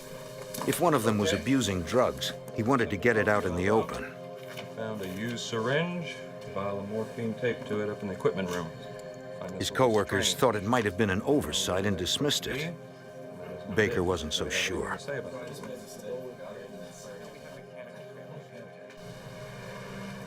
Throughout this entire time, Jean Coyle was a frequent patient at the hospital. Seeing her through her many hospital visits was her daughter, Michelle Elmore. She started having more and more breathing problems and more frequent visits to the hospital. And she would get breathing treatments. Each time she was short of breath, she would call the staff. Her hands seldom left the call button. Ma'am, please stop pressing the button. I'm going to take care of it. The nurses are on their way. Are they going to bring my pillow? Yes, they're going to bring your pillow. My mom would get frightened about her breathing, and she felt more secure being at the hospital when she couldn't breathe.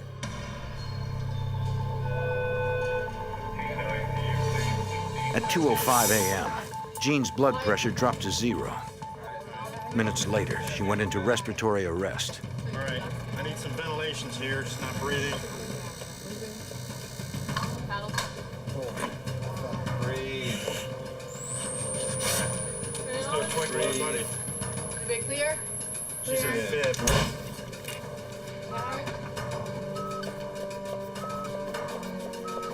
Good. Hi, you're coming around. It's going to be okay. It's going to be Step forward a little okay. You're doing great. Take a deep breath. Good. Okay. You're doing great. 125 of lidocaine and give her an amplified for 5 IV. Jean bounced back quickly. Within 40 minutes, she was stable and well-oriented. I got a call from the hospital late at night. I was shocked as I had just talked to her and she was fine before that. I asked the nurse what had happened. Did she have a stroke or a heart attack or something? What caused that? And she said that they didn't know the cause. It just happened. Mom, how are you doing? Michelle's mother explained what had transpired. Mom told me that she had felt funny that evening and she couldn't breathe. So she pushed the button for the nurse, and she remembers waking up to being resuscitated by Mr. Efren Saldivar, who was the respiratory therapist. The next morning, Efren Saldivar took the blood sample to the lab for testing. There you go. Just sit it down.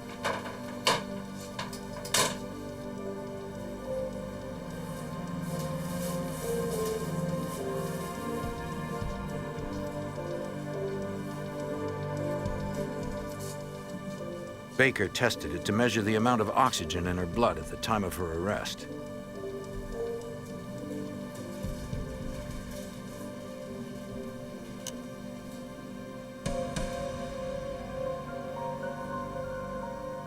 Her oxygen levels were normal.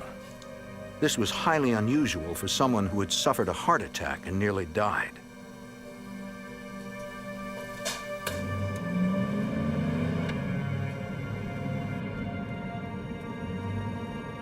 The strange events at the hospital continued to concern Baker.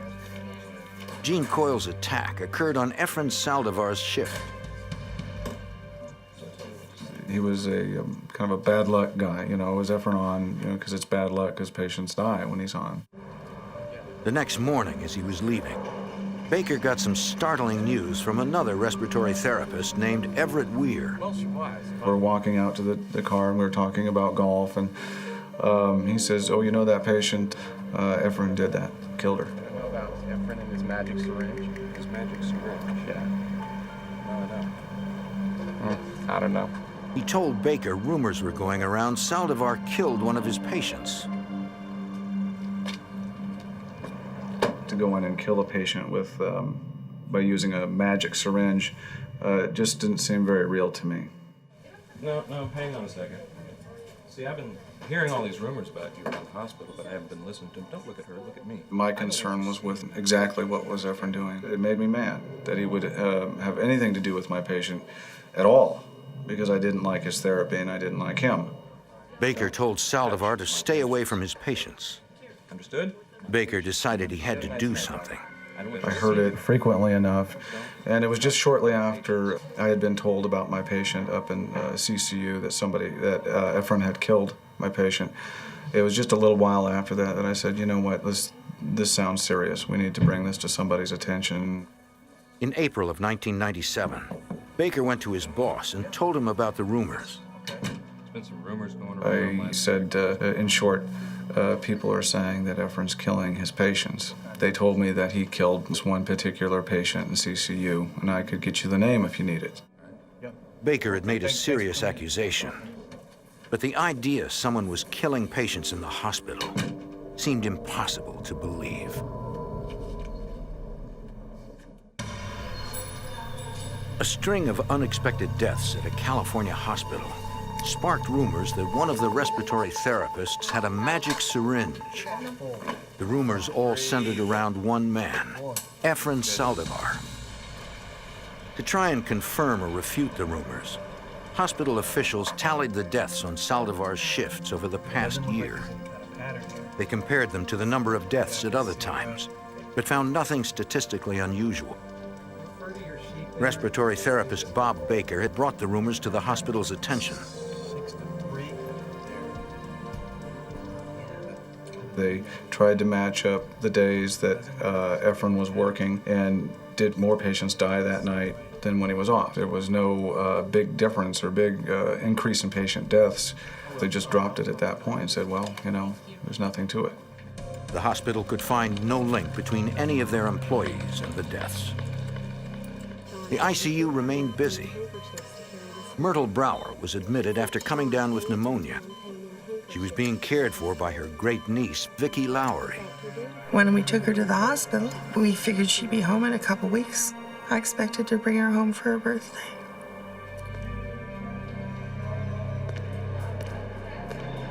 After several days in the ICU, she suddenly stopped breathing. But her heart continued to beat. She was slowly suffocating.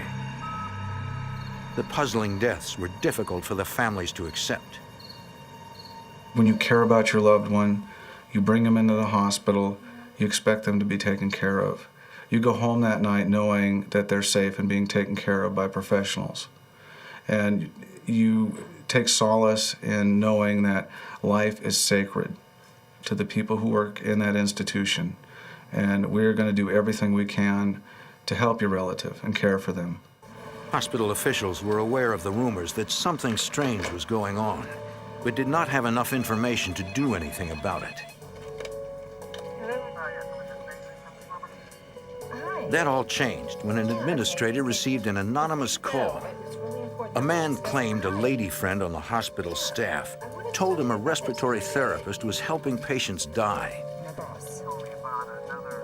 The man refused to reveal his friend's identity, but told the administrator to look at Efren Saldivar. The administrator asked the caller for his name, and he told her it was Jeff Broden. All right, thank you. Yeah. Hospital officials went to the police. Glendale Police Officer John McKillop. I got a call from the chief's office. Come to the office, we have a situation that we have to discuss. You don't get invited to the chief's office to discuss a case normally. It's a, I knew there was something major going on. Hospital administrators related what Jeff Broden told them. The officers advised the officials to take Saldivar off their work schedule for a few days while they investigated. Police suspected Broden may have an ulterior motive. Detective Anthony Fuchsia ran a background check. When somebody's making an allegation that people are being killed, we want to know whether or not these individuals who are making these comments, are of good moral character. We ran Jeff's background through the computer system and found out that he had a pretty extensive criminal history. He was arrested for attempted murder. He was arrested on some theft charges, narcotics possession charges. So he's familiar with the criminal justice system, and he's got a criminal mindset. He may have cooked up this story to extort money from the hospital. Detective Fuchsia and his partner Will Curry located their informant.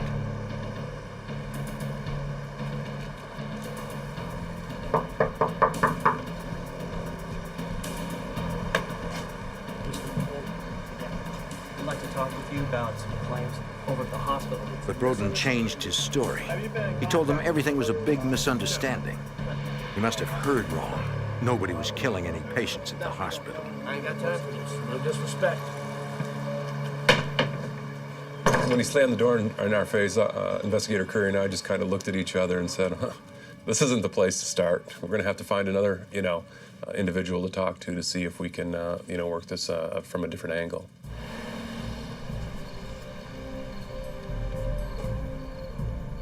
Hospital administrators told police Evelyn Abrams could be Broden's lady friend.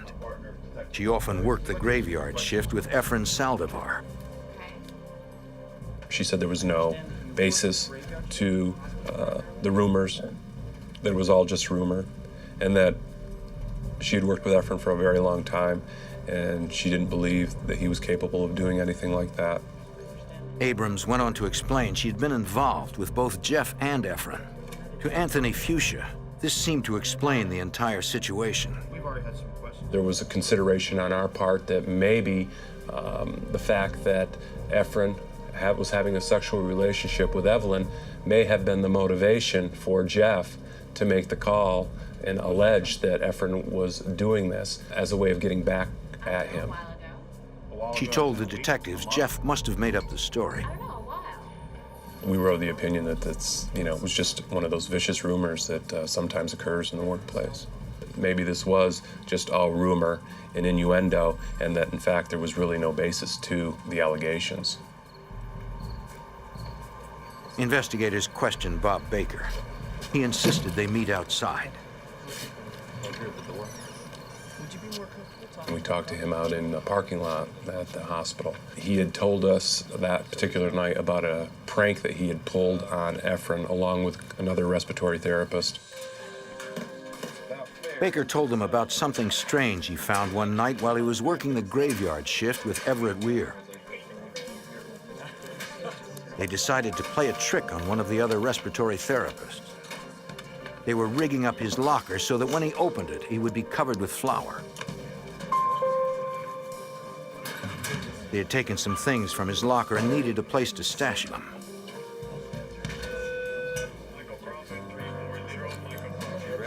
Knowing Saldivar was not scheduled to work for a few days, they decided to borrow his locker. Inside, Baker noticed a plastic bag bulging with drugs. The bag of drugs was fairly huge, and it was full of morphine and Demerol and Valium and bag just stuffed full of drugs. You could think at that point, well, maybe he's selling it to someone. And then I saw on the shelf 2 vials of succinylcholine. Succinylcholine chloride paralyzes the muscles and is used to make it easier to insert breathing tubes. It can be an extremely deadly drug if administered improperly. When you are paralyzed with succinylcholine, you can still hear and think and feel. And that's the reason we give the morphine or give them a sedative, to put them into a dream state, because it's extremely terrifying. If you can imagine being completely paralyzed and you can see and you can hear and you can't move a muscle, and your brain is completely working normal. When I saw the succinylcholine in the locker, it's obvious that he could not abuse this drug. This could not be for personal use. He would kill himself. Baker told the officers he kept quiet about what he had found. Nobody outside of the doctor is supposed to be in possession of that. So when he saw that in Efren's locker, you know, it raised a red flag for him. But he told us he didn't go to anybody with that information because he was in Efren's locker, kind of what he thought illegally. Suspicious of Baker's motives, the detectives went to Baker's supervisor. He said it was common knowledge Baker and Saldivar hated each other. He thought Baker made up the magic syringe rumor in an effort to ruin Saldivar's reputation. Do you think there's any truth to this? Well, There may have been some bias there on the part of Bob Baker as to the statements that he was giving us. You know, were they skewed a certain way to put Efren in a bad light? You know, that's something that you take into consideration. The detectives hadn't uncovered much. Both Broden and Baker had motives for making up the rumor. And in the middle was Saldivar's co-worker on the graveyard shift, Evelyn Abrams. We were on this roller coaster ride from day one. We all kind of thought at that time that it was probably just a dark rumor, or it was just someone's ploy to get money out of the hospital. The hospital had kept Saldivar off work for the entire week. But for detectives, the next step was clear. Based on everything, we're getting dead end, dead end, dead end. No, it's not happening. And then, you know, ultimately we got down to, okay, let's bring in Efren. I'll bring him in. Well, Chief and I just spoke. It was time to pull in Saldivar. Right now, get him in here, get your list of questions. Okay. They had no idea what surprises he had in store for them. I'd like to speak with Efren Saldivar, please. Yes, please. Rumors of murder at a California hospital sparked a police investigation. Let's do a quick 25. All the rumors seemed to center on one respiratory therapist. To find out whether they were true, detectives decided to question Efren Saldivar. They asked him to come down to the station. At this hour, Detective Will Curry was the only investigator on duty. Mr. Saldivar. He told Saldivar about the rumors and asked him to take a polygraph test to clear the matter up. Why don't we just go and meet with Detective Youngblood?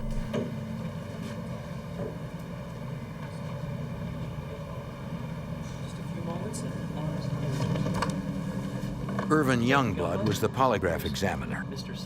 Curry briefed him on the investigation.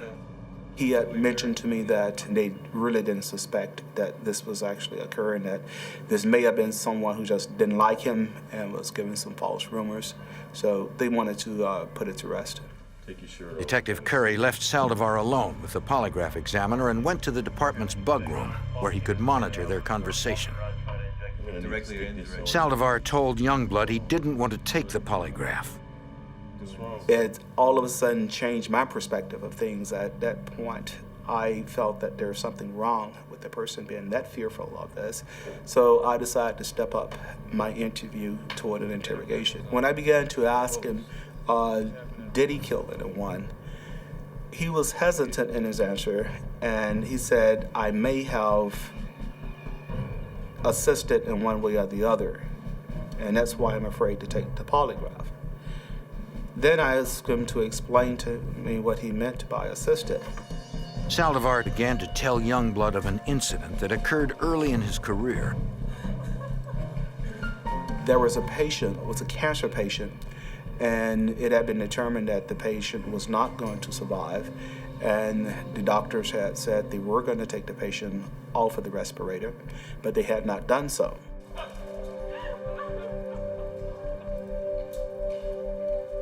He described to me as how he saw that the patient was still breathing.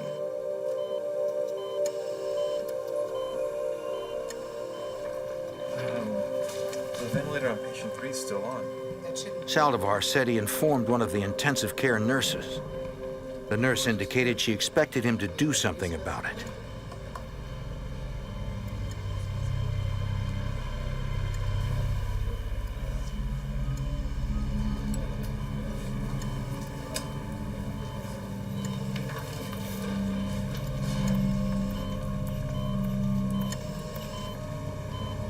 So he decided to go in and literally cause the patient to suffocate. Saldivar told Youngblood it took the patient 15 minutes to die. Like not administer CPR correctly, or Saldivar admitted there were other times when he helped patients to die. How many times did this happen? Youngblood pushed him to reveal the number of patients he had murdered. Saldivar thought it was less than 50, but was unsure of the exact number. And he later said that could be up to around 90. And then he began to tell me that this had also occurred at 2 other hospitals that he had moonlighted at. So the figures went up even more. And before it was over, he told me that it could be as many as 200. I was really amazed at it.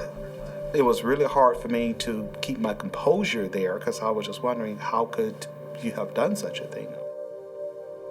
The legal implications of Saldivar's confession soon hit Youngblood. I need to confer with one of the detectives now and decide how we're going to continue with this. I was thinking I need to find a way to get out of the room without losing rapport with this man and coming back and talking with him. Youngblood rushed from the room to find Curry waiting for him. The men needed to read Saldivar his rights, but they were afraid of spooking him and losing his cooperation. And I'll get the boys on the phone, bring him down. Okay, I sure will.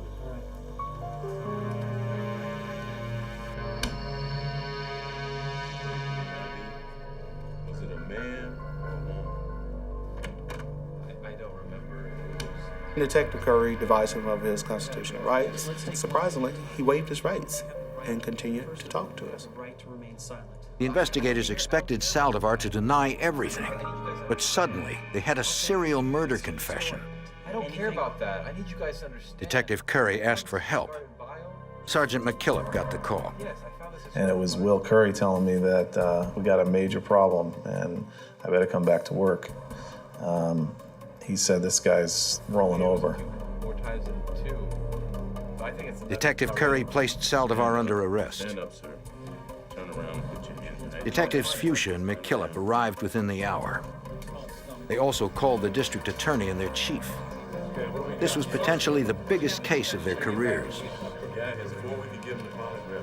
If Saldivar's confession was true, then he had murdered more people than Jeffrey Dahmer, Ted Bundy, and John Wayne Gacy combined. He said that he had been doing this. He killed his first patient approximately 6 months after he became a respiratory therapist, and he became a respiratory therapist in 1989. And remember, this interview that we were conducting with Saldivar was taking place in March of 1998, so we're looking at 9 years of work that he had been doing at local hospitals. Saldivar's confession was shocking, almost unbelievable, according to Glendale detective Mario Yagoda. Did we have a person that was psychologically unstable, or did we truly have a murderer? And that's what made it difficult, even after his confession. Because the confession, a lot of things he was saying, a lot didn't make sense, and a lot did make sense. According to the district attorney's office, the confession was not enough. To convict Saldivar of murder, they needed corroborating evidence. Well, the district attorney told us at this point all we had was a confession. We had no physical evidence, we had no identified victims, that there were a number of things that we had to do before we could even think about filing charges against Mr. Saldivar for murder. We're not going to let him go. We should give him letters. We need to bring all the resources that we can bring to bear. The detectives had only 48 hours to find hard evidence of Saldivar's crimes. Without it, they'd be forced to free him. If he was a serial killer, the investigators knew putting him on the streets could mean more innocent people would die. Rumors a serial murderer was killing patients in the ICU at a California hospital prompted a police investigation. They had their suspect, Efren Saldivar, behind bars. But to keep him there, they had only 48 hours to find physical evidence of his crimes. If they failed, Saldivar would walk free.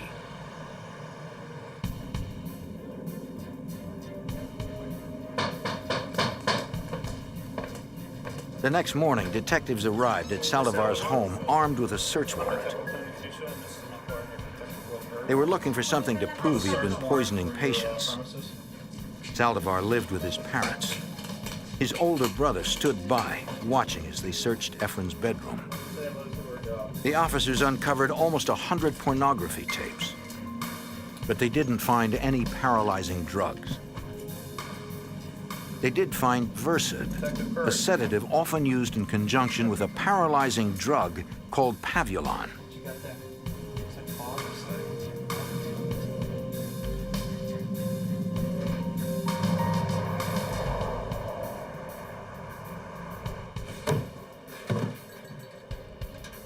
Detective John McKillop was disappointed when they didn't have better luck at the hospital. We didn't find Pavulon or succinylcholine chloride. And again, we believed those drugs were used, so the only thing we could rely on was, up to that point, was the word of Bob Baker, who said he saw one of those drugs in his locker. But we can't prove that he saw it because we never found it in his locker. They did find the printout of a blood gas test. The name on the bottom concerned police. Well, one of the things that sticks out in my mind was a paper that where he had listed himself as Dr. Jack Kevorkian on the paper. And obviously, we all know Dr. Kevorkian as an individual who believes in assisted suicide, and that kind of struck us as odd and suspicious in and of itself, that here we have somebody who's confessed to killing a number of patients, and he's got something in his locker at his workplace identifying himself as Dr. Kevorkian. That's not, the doctor's name is not him. They didn't know the significance of their find, and it still didn't prove Efren killed anyone. I understand all we have thus far is a confession. That's not sufficient in itself. We need additional substantiating information. Well, I got my investigating. Well, here they are now. What do you got, guys? Here's the file. He's locked up. He got his confession. As far as the law goes, you can't just file criminal charges on somebody by what they say. And if it's a murder in particular, you have to have a body and be able to prove that the body was murdered. In this case, we didn't have a body. We had no proof that any person in particular was murdered. On a confession. It's not enough by itself. The detectives had run out of time. Their 48 hours were up. They hadn't found enough evidence to formally charge Saldivar. The detectives would now have to put a confessed serial killer back on the street. I just started thinking about what we have to do now to get the evidence, and he could have killed a lot of people. How can you just let him go? The Glendale police needed to find some hard evidence to put Saldivar behind bars, but it now seemed that finding it would be nearly impossible. None of us had ever dealt with a serial killer before, so it was something that took us all by surprise, along with the fact we have no evidence of any homicides. Nothing. All we have is a confession. So there wasn't really anything tangible for us to identify at that point. So it was, there was a bunch of different emotions that were going through all of our minds. The detectives set up headquarters at a house on hospital property. They needed a secure place to conduct their investigation. Information leaks could prove fatal to building a case against Saldivar. We knew we were going to be under scrutiny from the public and from the press, and we also knew that we had a suspect out on the loose. He was no longer in custody. The progress of the case had to be kept very confidential from him, from the news. We really needed to keep this one under wraps, and being in the police department with such a big investigation, there's no way we could have kept the information confidential. The officers started gathering the hospital records of Saldivar's patients. In them, they hoped to find evidence of murder. While detectives began looking into the past, they made sure not to lose track of their suspect. Saldivar could run at any moment, and investigators knew there would be nothing they could do to stop him. Efren Saldivar had admitted to killing as many as 100 patients at a California hospital. But without physical proof to back up his confession, detectives are forced to free him. Detective Randy Osborne conducted interviews with Saldivar's friends and family to see if they could shed any light on his guilt or innocence. I wanted to find out as much as I could about Efren Saldivar, dating back to his early childhood. I even went to his high school and got a copy of his yearbook, contacted schoolmates. Detectives tracked down one of Saldivar's high school girlfriends. You know Efren Saldivar? Well, yeah, She said her last conversation with Saldivar disturbed her. Tell me about him.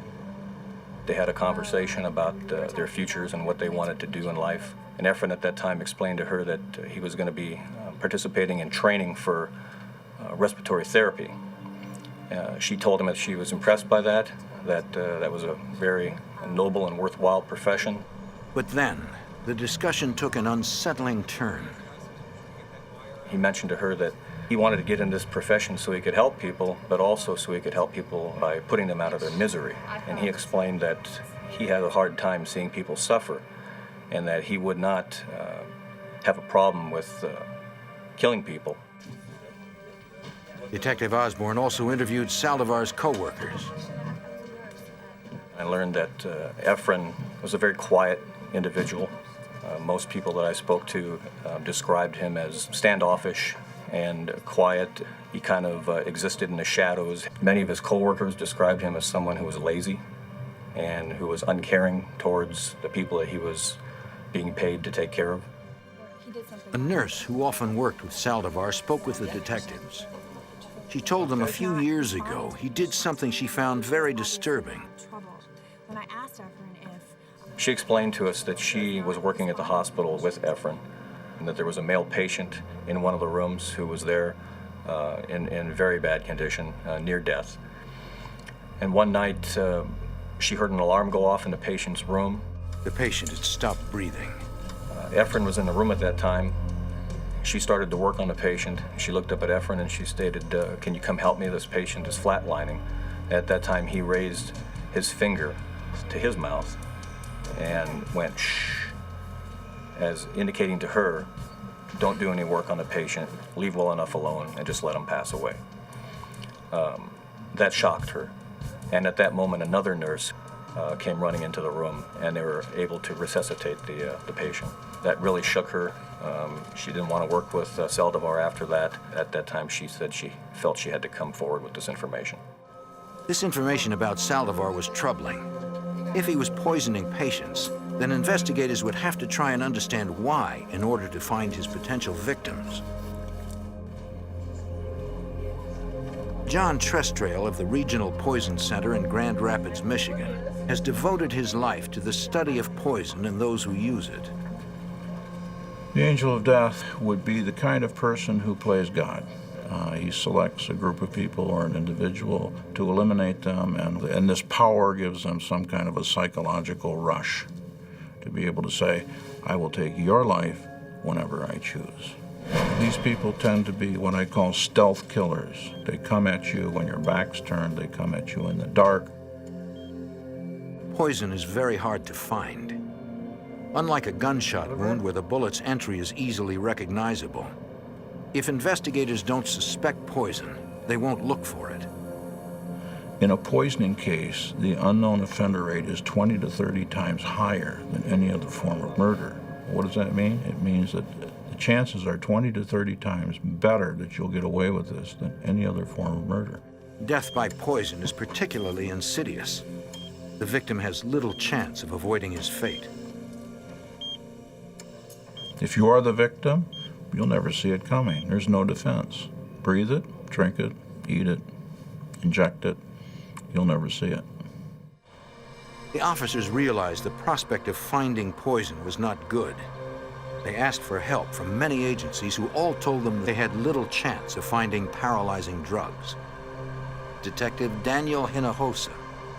We had consulted certain members of the FBI, and they had worked on similar cases involving the drugs that we were looking for, involving the drug Pavilon and the drug succinylcholine chloride. It was their opinion that we needed to find a certain type of toxicologist who could assist us in extracting these samples, because as far as the majority of the scientific and medical community was concerned, we weren't going to find these drugs. The detectives had no choice but to move ahead. If they ever hoped to find evidence of poison, it was now buried with the suspected victims. To find the victims, the detectives realized they would have to decipher thousands of complex medical charts. It was unfamiliar territory. When we got these medical records, you can imagine that it's like sitting down and trying to read a language that you don't know how to speak. So all of us had to go out and buy medical dictionaries to understand a lot of what was being said in these medical charts in terms of the treatments that the patients were receiving, the medical conditions that they were being treated for. The detectives began searching the charts for suspicious deaths. They consulted experts like Dr. Dale Isaeff to help them identify the possible use of poison. What particularly I would look for, and I saw a number of examples of this, is that the patient had been admitted with a serious illness, had responded to treatment, and was doing relatively well. In review of the vital signs, the respiratory pattern, pulse, blood pressure, heart rhythm on the monitor appeared to be stable. And then the patient abruptly experiences a decrease in heart rate, where the heart would progressively decelerate or go slower over a relatively short time period, over a few minutes or so, where the patient would experience then full cardiac arrest with the heart activity just ceasing altogether. Notes made by the hospital staff provided initial clues. I then went back and very carefully looked at the nursing notes and tried to make a determination how had that patient been doing clinically. If all the vital signs were stable, the nurses concluded the patient was doing well. And in fact, in some of the patients, it was anticipated that there was going to be an early discharge, to either home or to another facility. And then to see a note in the chart, patient found dead in bed, was something that caught my attention. Dr. Isaeff told investigators to search for a reverse of the normal dying process. Normally, a patient's heart stops, then their respiration fails. But if a person is poisoned with a drug such as Pavulon, the reverse would occur. If an individual is given a paralyzing agent, one of the first things that happens is the patient or the individual is not able to breathe, or there's impaired breathing function that very quickly leads to not being able to breathe. The heart will survive for a time, but then rapidly will slow down and the heart will stop. This type of death leaves behind disturbing clues, according to Mario Yagoda.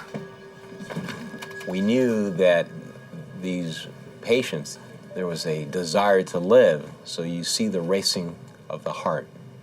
So in other words, like when a person's scared, the heart speeds up. So we'd see these speeding up of the heart rhythms on the EKG strips. And that's what we looked.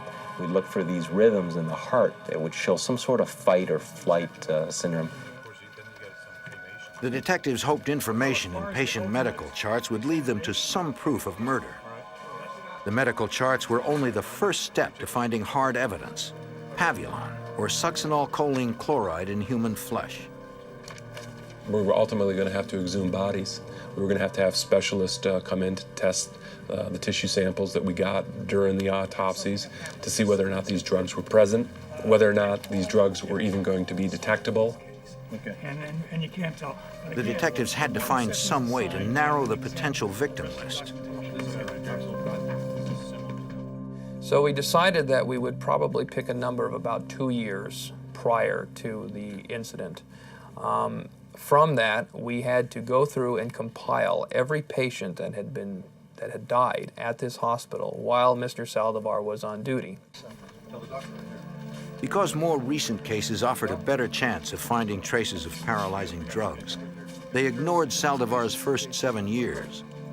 That brought their list down to 171. Of those, 54 were excluded because their remains were not available. That left 117 deaths to investigate. Each detective took a series of patients. If they found anything suspicious, they had to present it to the group. This is exactly what we're looking for. You notice how the neurological line is. And we had to go to bat for them. We had to fight in a round table type of atmosphere where we all got together, we presented our cases, and we discussed our cases, our individual cases, and why it is we thought that they should be exhumed. And of course, we couldn't exhume them all. When they found a patient who fit the profile, they posted their name on a board of possible victims to exhume. The list was beginning to grow. Deciding who to exhume was their first problem. Finding evidence of poison was their second. I'll be right here. Let me know. For help, they contacted Lawrence Livermore National Laboratory, a high-tech government research facility near Oakland, California. It employs approximately 10,000 scientists doing chemistry, physics, nuclear, and forensics work. Brian Andreessen is director of the lab's Forensic Science Center. He was unsure he could help when he first learned of the drugs the police were searching for. I looked up these drugs and everything that had been known about them. And it was interesting, a lot of these drugs, of course, to be used in people, have to be tested, and the data on that testing has to be published, and I read all those papers, but no one had really taken these drugs out of a healthy human and then analyzed it after someone had died and been buried for a long time, because that kind of work had not been done with these drugs to any great extent. Andreessen also learned succinylcholine chloride, the drug spotted in Saldivar's locker, quickly breaks down into chemicals that are naturally found in the body. Their best bet was to test for Pavulon, but no test existed that could detect Pavulon in decomposing human tissue. He would have to develop one. I wasn't that confident because it never really had been done before, but I was willing to give it a very substantial try to see if I could develop a protocol that would work. On March 27, 1998, the story of Saldivar's suspension and the possible murders broke in the media. The community was outraged at the possibility their relatives had been murdered in their hospital beds. The phones were ringing off the hook at the station, as well as the off-site where we were now housed at, with people wanting to know whether or not their loved one was a victim of Saldivar's. Officers used the information provided by family members to aid their investigation. What we got? The inquiries that we received from the families helped us in two ways. One is we went back and looked at those particular cases. If they felt they were suspicious, maybe it warranted some additional research on our part. If this case is suspicious, well, this warrants an additional interview with this family member. What did you see? Where were you? Where were you at bedside at the time that your loved one passed away? In the midst of the media frenzy, officers watching Saldivar's house noticed he had not returned for several days. At that point, I believe he was still in hiding. We didn't know his whereabouts. So we did lose track of him for a while after he was released from custody. If Saldivar had fled, the detectives knew they'd have little chance of ever putting their suspected serial killer behind bars.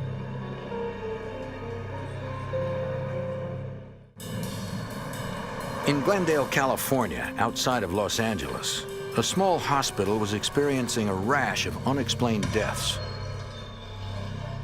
Patients like Tricia Johnson were fine one moment, and then suddenly went into an unexplained crisis.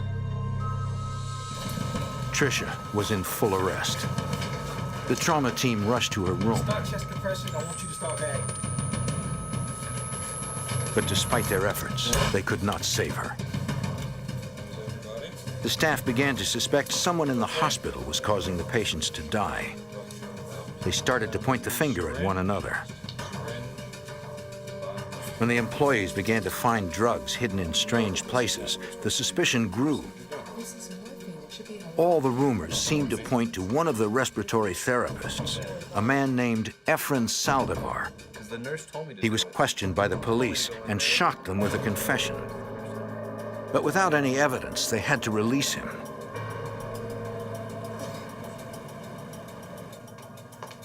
To find proof of murder, police turned to thousands of complicated medical records that spanned over 9 years.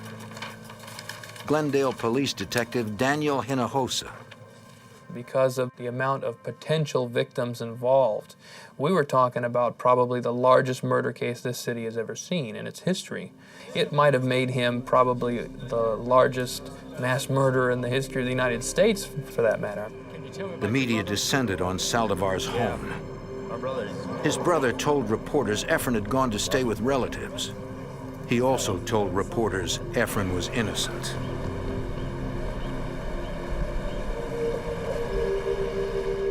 Glendale officers say Saldivar targeted elderly patients with do not resuscitate. Larry Schlegel saw the news report on Saldivar's confession. Schlegel's mother, Eleonora, had died of respiratory failure at the hospital more than a year earlier. They had listed a number of conditions that seemed common to the people he had claimed to have killed. She was there in the time frames. My name is Larry Schlegel.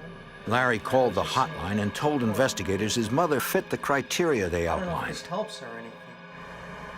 Schlegel told police how his mother's frequent hospital visits were a matter of increasing concern for him. It's always a scary thing when she'd begin one of these bouts and need to be rushed in, but once the medication kicked in and her lungs cleared up, then she was always ready to go home and get on with the rest of her life. She had come down with pneumonia and was having trouble breathing. She was resting comfortably when Larry came to visit her on New Year's Eve. My son and I stopped by to visit with her, and we were there for about an hour, and she was sitting up and breathing about as well as she could and able to carry on a conversation for all of that hour. Get you home the day after tomorrow. Eleonora was looking forward to going home. But the next day, Pasadena would be crowded with visitors for the Tournament of Roses parade in the Rose Bowl football game. The place is a zoo for at least 24 hours in advance, so the doctors figured, we don't even have to think about this one. It's New Year's Eve. We'll decide after New Year's Day about a release date. I love you. They decided it would be okay for her to stay in the hospital a couple more days.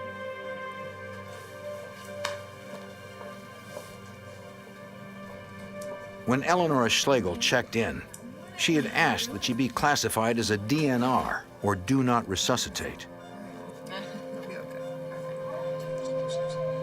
On the early morning of January 2nd, her vital signs were stable and she was planning to go home. Later that morning, the nurse returned to check on her.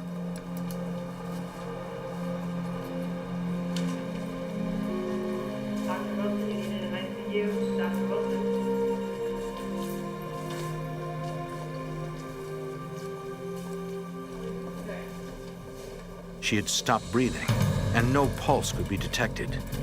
Go blue! Yeah, go blue! Got it? Let's go. All right. The last time I talked to my mom, she had been well down the road of recovery, and it just hit you like a ton of bricks. To Larry, the possibility that his mother was poisoned seemed impossible to believe. We hear all sorts of things on the evening news that, happen to other people. And that was basically my reaction. Oh, this is something that happens to other people. The detectives told Schlegel they would check into his mother's case. The police hotline was jammed with hundreds more calls just like Larry's. In the first 3 days, police received more than 230 messages from worried relatives whose family members had died at Ecovera. The media frenzy sent the hospital into damage control. They suspended the entire 44-member respiratory department, including Bob Baker. The atmosphere in the hospital changed almost immediately. And all of a sudden, you had, a massive investigation. It changed everything at that point. Then it was like a tornado hit the hospital.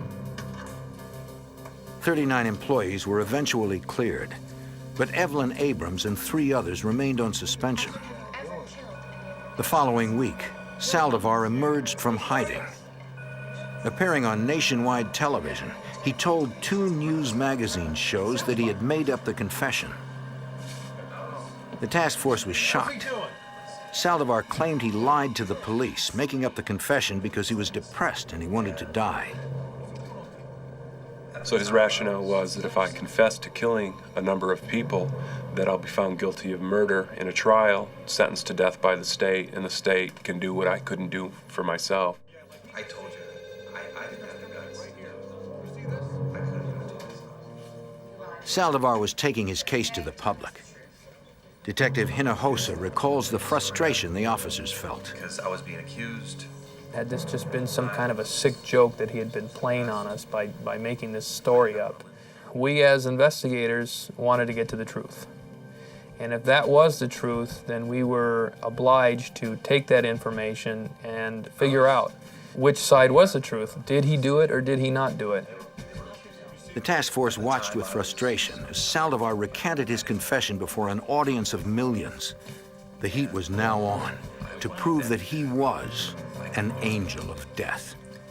I wanted to die. A confessed serial killer was on the loose, but detectives had no idea who he may have murdered. It was a whodunit reversed, according to Glendale Police Detective Daniel Hinojosa. What we have here is a backwards case. Usually we have a victim, and from that victim, we go forward and try and find the suspect. In this instance, we had a suspect and no victims. And so that is completely the opposite of what we're used to handling. The police's prime suspect in the case was a respiratory therapist named Efren Saldivar. As police narrowed the list of Saldivar's suspected victims, they kept an eye on him. He was hiding out at the home of a former co-worker. The detectives also consulted criminal psychologist Chris Mohandi. They hoped his experience with other serial murderers would help them identify Saldivar's victims. He told the detectives they should not believe all of Efren's confession. They may use substances other than the ones that they say that they're using. So you may need to expand your search beyond the obvious into a much larger victim pool. We learned from other cases that these perpetrators will choose victims who are not just on their shift, who are not just fitting their criteria, but they will actually expand their hunt to other individuals. Dr. Mohandi gave the detectives a sketch of Saldivar's psychological makeup. My initial impression of Saldivar was an everyday guy who's somewhat socially awkward, a little geeky, doesn't quite fit in any particular group, desperately hungers to be liked and recognized by other people. Mohandi looked into Saldivar's past and found he chose his profession to counteract his sense of inferiority. It's interesting to look at why Saldivar became a respiratory therapist. Somebody came into the supermarket where he was working, had the uniform of the respiratory therapist, complete with stethoscope, I guess, and he was attracted to it because it looked medical, it looked official, it looked like it had authority and power imbued in it. Mohandi also warned the detectives that given the opportunity, Saldivar would commit more murders. And once they get a taste of it by actually doing, it's like you can't put the cork back on the bottle. The genie's out of the bottle and you can't put him back in, because then no fantasy is going to really measure up to actually doing it. The detectives continued to talk with everyone who worked with Saldivar. They hoped that someone had seen something specific they could use to identify a body to be exhumed. In his confession, Saldivar mentioned his co-worker, Evelyn Abrams, knew about the killings and tried to stop him. What did you do after? Investigators granted her limited immunity in return for any information she could provide. At that time right there.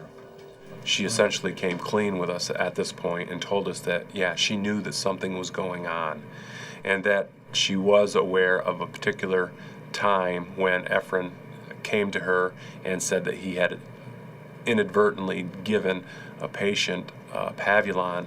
Male, female, anything? Investigators hoped she could point them to a specific patient, but Evelyn couldn't recall anything about the person.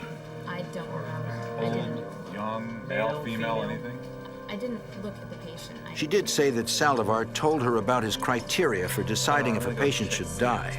It's okay. Leave her alone. And when he targeted one of her own patients, Evelyn warned him to leave the woman alone. Check on her. Make sure she's okay. Efren, leave her alone. Leave her alone.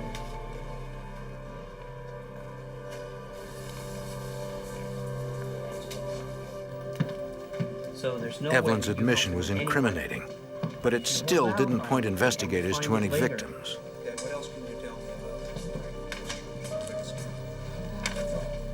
But one nurse did remember a disturbing incident involving a patient named Linda Sharofsky. She had trouble breathing and was placed on oxygen. The nurse asked Saldivar to collect a blood sample.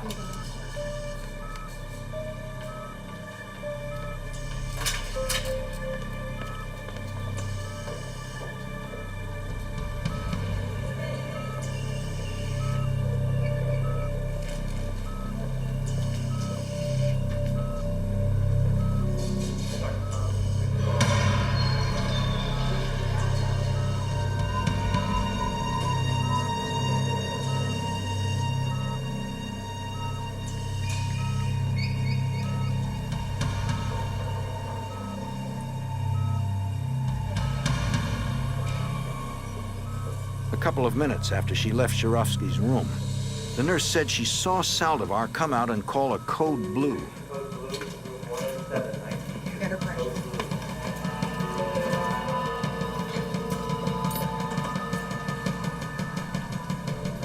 The nurse was surprised to find the patient totally unresponsive.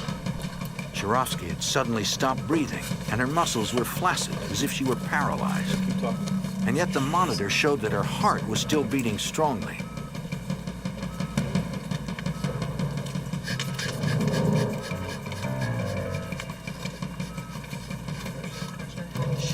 Do not resuscitate.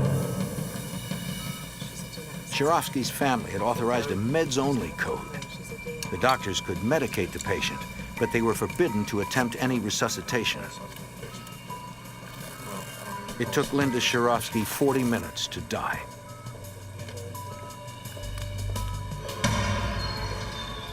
The nurse was confused because the woman had been responding well to treatment. Investigators placed Sharofsky on their list for exhumation. The detectives continued to monitor Saldivar's whereabouts as he changed jobs. They still feared he might try to flee. We believed he was thinking of taking off, and he had made a statement again through the surveillance. We saw him talking to somebody at the credit union when he made the withdrawal, and upon follow-up, the credit union said he made a comment about, fleeing the country. So that was a real concern all the way through, and that was another hidden pressure to get to the bottom of this case. We didn't want to lose him. Finally find the evidence, and he's gone. Helping to find the evidence was Brian Andreessen of Lawrence Livermore's Forensic Science Center. He was struggling to create a test to find pavulon in exhumed human tissue. There was a number of people who voiced opinions that this could be a waste of money, could be a waste of time because the drugs are so low concentration. It was a long shot. Andreessen knew pavulon could sometimes be detected in urine. He planned to process tissue samples from the exhumed bodies to make a urine-like substance, which could be tested with a mass spectrometer, a machine that determines the makeup of a substance by measuring the weights of its elements. He had no idea whether it would work. He had dedicated nearly a year trying to perfect the test. I got involved with it, and I started just putting in the hours and going on, and it would be 16-hour days, day after day with failure. I mean, it's kind of depressing because I couldn't get anything to work. I almost abandoned my house. I was like living in the lab. My neighbors were worried because the lawn was never cut, things weren't picked up. Then the sacrifice began to pay off when Andreessen looked for help from a very unlikely source. We have a big program on the detection of chemical weapons and their breakdown products in the environment. And I took one of these, what's called the solid phase extraction cartridges. They didn't work for chemical warfare agents. I says, well, let me just try this. And sure enough, all of a sudden, it trapped pavulon. It was like one of those eureka moments. Andreessen had found his test. Now he just needed the police to find the victims. Saldivar's victims, however, remained mute and unknown. John Schwartz, who died after mysteriously falling out of bed, may have been one of them. His family filed a lawsuit, convinced Schwartz had died by Saldivar's hand. He admitted to murdering many people, and with all of the discrepancies with my grandfather's records and with him being on shift and dying so quickly, my grandfather was checked on at one moment, I believe it was like 3:30, and then he was deceased a half an hour later, a half hour to 40 minutes later. And that was just when the attending physician declared him dead, because they had to find someone to declare him dead. The whole thing was pretty suspicious. He gave us reason to be suspicious of him by admitting to so many things. The task force followed up every lead. Detectives went to meet with Larry Schlegel. His mother died mysteriously while under Saldivar's care. She was getting better. I got a call from some detectives in the police department, and their questions were much more specific, much more about, what had been done with my mom's body. Had she been cremated? Had she been buried? Eleanor Schlegel had been buried. The detectives notified Larry his mother was a prime candidate for exhumation.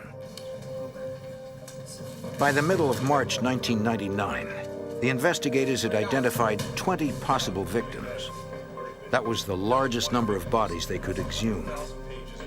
At the original time of death, doctors had declared that every one of those deaths was due to natural causes. McKillop and his detectives would have to prove them wrong. It was difficult for the victims' families, but Detective Mario Yagoda knew they understood the need for the exhumations. A majority of them did cooperate and were willing to help us. They, too, were looking for the truth. Because keep in mind, some of those family members had that suspicion all along. They knew something just wasn't right when their loved one passed away.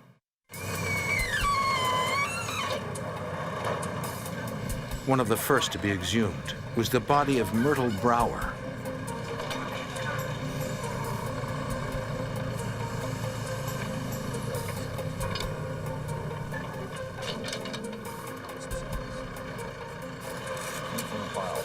The casket was enclosed in a burial vault made of concrete.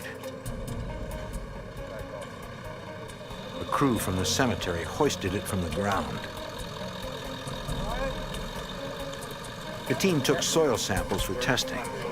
They doubted pavulon would be present in the soil, but they could not afford to overlook anything. They anticipated Saldivar's defense attorney may argue that chemicals had seeped into the bodies from the surrounding earth. Detective Anthony Fuchsia made certain the officers were careful not to make any mistakes during the exhumations. We used the same coroner's investigator each time we did an exhumation. We used the same coroner and pathologist to do the autopsies every time. The same forensics technicians from our department do any collecting of samples of water or what have you at the grave sites. We had the system down and we used the same people every time, just for purposes of chain of custody, so that an issue wouldn't arise as to how things were collected. Cemetery workers removed the casket from the burial vault and loaded it into a van for the trip to the coroner's office. Brower's body had been buried for nearly 2 years. To positively identify the remains, the task force supplied the coroner with hospital x-rays, photo identification, and dental records. Here we go, it's body number 1. When all was ready, the investigators broke the casket's seal. Okay. They checked the mortuary band to positively identify the body. The remains were surprisingly well preserved. Dr. Andreessen had warned them that if the remains were too decomposed, finding pavulon would be virtually impossible. The autopsies were unsettling for Detective Hinojosa. These were people that I felt I had almost come to know. At this point in the investigation, I had done a lot of research on these particular people. I had spoken to their family members. I had seen photographs of them. I knew about where they had lived, who they were, what their jobs or careers were. And to see these people now in this way is definitely difficult, to say the least. I could only hope at that time that it meant something, that it was not all for naught. Appears to be an elderly female, Caucasian. Dr. Andreessen directed the coroner to remove the tissues that would best reveal traces of pavulon.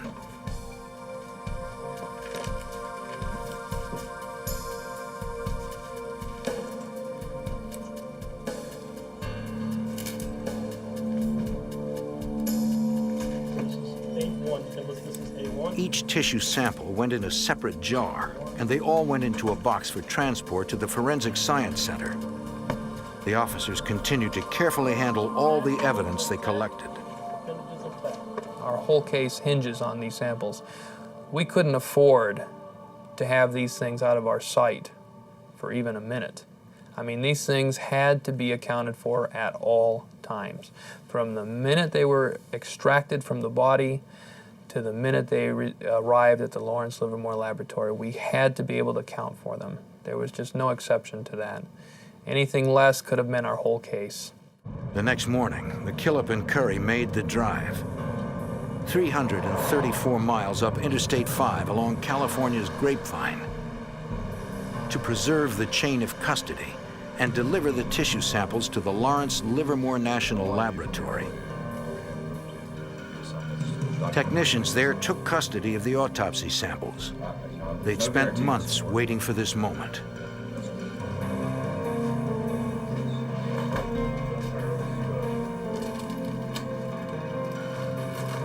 But Dr. Andreessen's test was unproven. If it failed, all the painstaking investigative work would be for nothing, and confessed serial killer Efren Saldivar would remain a free man. To catch suspected serial killer Efren Saldivar, investigators must reopen the graves of 20 of his possible victims. It was their only hope for finding the physical evidence to put him behind bars. That evidence, a paralyzing drug called pavulon, must be extracted from the exhumed bodies by an experimental procedure. If it fails, the investigators will have no way to prove their suspect is a murderer. Glendale police officers hand-delivered autopsy samples to forensics expert Dr. Andreessen. He immediately began processing the exhumed tissue. He started by grinding up the samples into a paste-like substance. I first just looked at kidney and the lung tissues, those tissues that receive a lot of blood supply. Because theoretically, at the moment of death, the blood is still circulating greatly in the bodies, and the lung tissues would have great circulation. If we can confirm that the drug's present. Andreessen filtered it through a polymer that would stick to the drug. He then tested the samples using a gas chromatograph mass spectrometer, which can detect compounds weighing less than a billionth of a gram. What a mass spectrometer does, it actually weighs molecules. And I know the exact weight of Pavulon. I present this unknown sample to this mass spectrometer. It gives me the weights of all the chemicals. And from that, I can say, sure enough, I do or do not have Pavulon in this sample. In the first couple of samples, I didn't see anything in them at all. And initially, these samples were coming back negative, and I thought, well, maybe there has not been a crime committed, that these patients died naturally. But then, Andreessen discovered the evidence the investigators so desperately needed. One night I was working up the samples, started looking at the data, and there was Pavulon, the first time I'd seen it in a real exhumed tissue sample. I wouldn't say took my breath away, but I looked at it, I said, is this true? This is true, there is Pavulon in this patient. 6 weeks after the first specimens were delivered, detectives got the call they had been waiting for. Andreessen had a solid hit. In liver tissue from one of the exhumed bodies, he had found traces of Pavulon.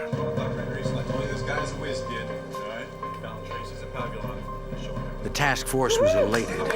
After more than a year of investigation, their hard work had finally paid off. Check it out. I'm gonna see this to believe it. I'll be right back.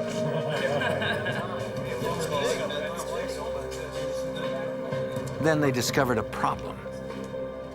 The victim's medical records showed he had received 2 milligrams of Pavulon in the course of his treatment at the hospital. It had been given to him on August 7th, 1997, 8 days before he died. Detective McKillop was losing his patience. We went from shock and happiness, jubilant, to here we go again. Every time we get a piece of evidence, there's something that pulls us back and says that's not going to be good enough. While the drug would have metabolized in 20 hours, long before the man's death, Saldivar's attorney might argue this is why it was in his system. If the team guessed wrong and Pavulon failed to show up in any other bodies, their case against Saldivar would collapse. The exhumations continued. Bob Baker had told investigators he suspected Saldivar used his magic syringe on Sarah Ascari. Based on this information, Ascari's body had been slated for exhumation. The cemetery workers found water in the burial vault, so detectives took samples of it for analysis.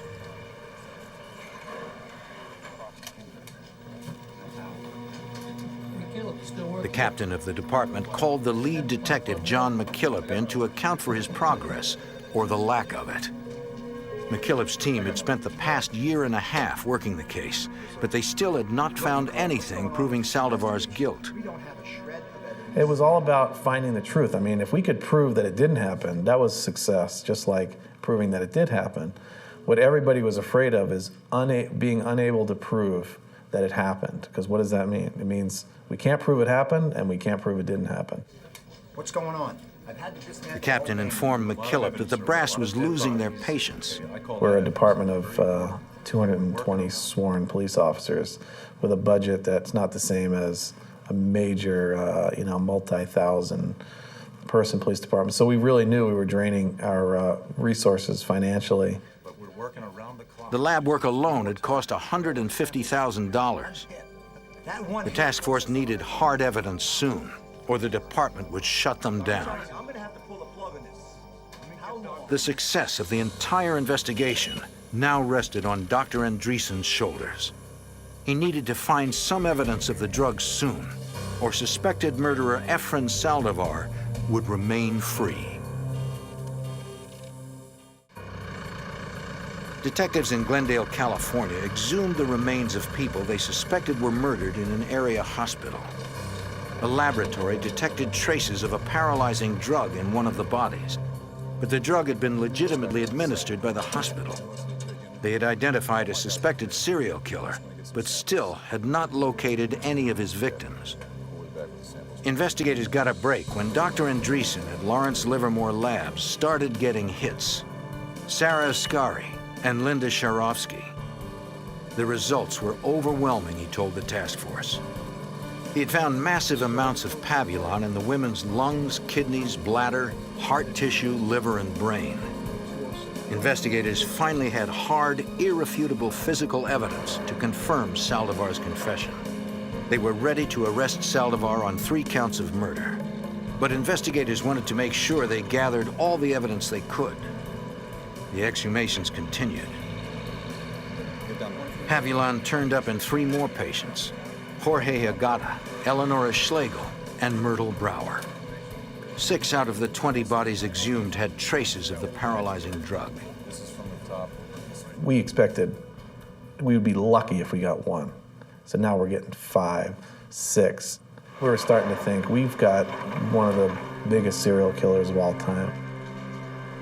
They now had potentially linked Saldivar to 6 counts of murder. The prosecutor wanted to make sure there was no other explanation for pavulon being in the bodies. To solidify their case, the detectives obtained all the medical records they could find for all 6 patients, going back over their entire lifetimes. They examined them for any traces of pavulon. The patient's medical histories showed that Eleonora Schlegel had received pavulon on 2 occasions in 1983 and 1984. Aside from her and the first patient, none of the others had ever received pavulon as part of their legitimate medical treatment. The only explanation for pavulon being in their systems was Saldivar's magic syringe. The detectives believed they had a rock-solid case, but their optimism wasn't shared by the DA's office. The prosecutor had some discouraging news. The wrongful death lawsuit brought by John Schwartz's family had been thrown out. The judge had cited a lack of evidence. The ruling only exacerbated the detectives' fears. They went back to review all the charts of every patient in the hospital, all 450 beds on the nights the 6 patients had died. They wanted to make sure Saldivar was not actually treating someone else at the times he was accused of committing murder. He could have been present at each murder. After years of searching for evidence of murder, the investigators finally had enough to make an arrest. On January 9th, 2001, the detectives gathered and set out in unmarked cars.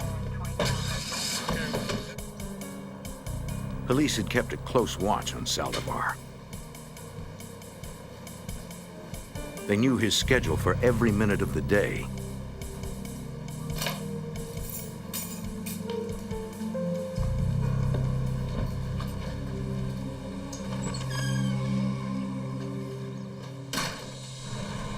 They were waiting for him as he left for work that morning.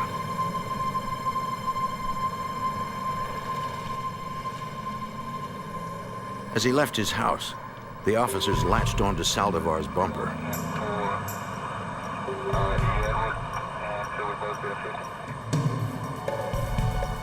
It had been 2.5 years since Saldivar's confession. They almost had him in their grasp, but all they could do was wait for the right moment to arrest the serial killer. They had no idea what he might do when they finally pulled him over, and they couldn't take any chances. When Saldivar turned onto a deserted road, the officers made their move. Driver, you should put your hands out the window now. Both hands! Turn the car off! Your right hand, throw the keys out the window! He didn't fight as the officers surrounded him. Get out of the car! Get out of the car slowly! Turn around! Don't look at me! Keep your hands up! The murderer of defenseless people was now defenseless himself. Stand your knees and freeze right there! Keep your hands behind your head! Detective Fuchsia cuffed Saldivar. A lot of police officers don't get to say they bagged a serial killer during their career. And, you know, there was a lot of times during the investigation where I didn't think this case was going anywhere, and there was a lot of frustration and thought this day would never come. And when it was finally there, and to be able to place the handcuffs on him, it was a good feeling. It was one of satisfaction. Saldivar's freedom had come to an end. You have the right to remain silent. Anything you say can and will be used against the court of law. As the detectives read him his rights, the investigators' long journey to capture Saldivar was finally over. You decide to answer questions now without your lawyer being present. You have the right to change your mind at any time and request that your lawyer be present before you answer any further questions. You understand these rights? Check the contents of all those. Side doors. Saldivar had taken the lives of countless patients. For 9 years, he had gotten away with murder.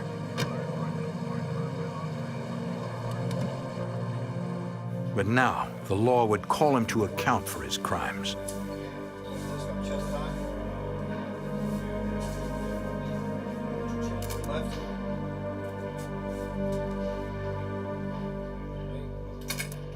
Now the officers hoped they could discover his motives for killing. Detectives brought Saldivar into the station to question him one more time. We brought him to the interview room. When he got in there, it wasn't about, so we want to ask you, did you do it? It was about, we know you did it. Let's get over that hump. Let's talk about why. And, you know, let's see if we can put an end to this and maybe keep us from exhuming another 20 bodies and disrupting another, you know, 20 victims' families' lives. Detective McKillop told Saldivar 6 of his patients had tested positive for Pavulon. I just told him it's over. We're here to find out why you did it, not if you did it. You know, if you're going to give us that baloney, then we might as well end this conversation. He said, you know, really low volume type way. He just basically said that he did it because of workload, that too many patients and too much work, and he was doing it to just, you know, thin out the crowd. But this second confession conflicts with what police psychologist Chris Mohandi believes was Saldivar's true motives for killing. At the core of his being is some sort of deep-seated sense of inadequacy or inferiority, which killing remedies, that the power that one experiences, the omnipotence that one experiences by having control over life and death, is what would drive him to do these kinds of things. The omnipotence, control over life and death, is the perfect antidote for a person who feels insignificant, perhaps unloved, powerless, out of control. What better way to wield control than to have the ultimate control over life and death, to be almost godlike? Detectives called the relatives of Saldivar's victims. It was devastating for them to finally learn their loved ones had been murdered. But with Saldivar's arrest, they would at last find justice. By his own account, Saldivar was near the top of any list of serial killers. He told detectives that he killed on impulse, and after he did it, he never thought about it again. This explanation rings true to police psychologist Chris Mohandi. I don't think that Saldivar truly felt a sense of guilt or remorse. I believe that to this day he feels justified in what he did, but not in a mean-spirited way. He truly thinks he was being helpful. The district attorney's office began building their case, according to prosecutor Albert McKenzie. The key to a case like this is basically what I call connecting the dots. There's no one thing that is going to convict the defendant. It's the totality of the circumstances. It's all the little bits of evidence that you have to present to a grand jury or a jury. The prosecution team was concerned with the level of scientific detail they would have to present to a jury, according to prosecutor Carla Curlin. In this case, it may have been too technical, and the jury just couldn't grasp the concept. And it also was, we were using established technology, but it's not technology that people are generally familiar with, but we were using it in a new way. And so a good defense attorney will always put a spin on that to make it look like it's new, never been done before, experimental, can't be trusted, that kind of thing. At his trial, Saldivar shocked everyone when he pled guilty in order to avoid the death penalty. Larry Schlegel was in the courtroom that day. Given what he had done to my mother and to the other 6 named victims, and he had injected them with Pavulon, and Pavulon is one of the drugs used in administering capital punishment in the state of California, it would have been some poetic justice, I suppose, for him to have gotten similar treatment. The judge gave Saldivar 6 consecutive life sentences and 15 more years for the attempted murder of Jean Coyle. Despite the prosecution's overwhelming evidence, Albert McKenzie felt it was best to accept Saldivar's plea.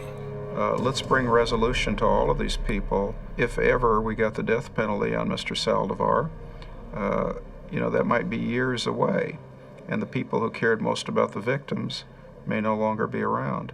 If we can bring closure to the victims, if we can get Mr. Saldivar off to prison for 6 life in prison without the possibility of parole sentences and 1 life sentence on top of that, you know, we've accomplished some justice here.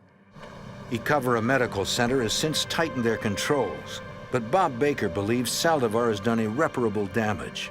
This sacred institution was in a large sense a playground to Efren. He obviously didn't hold life sacred.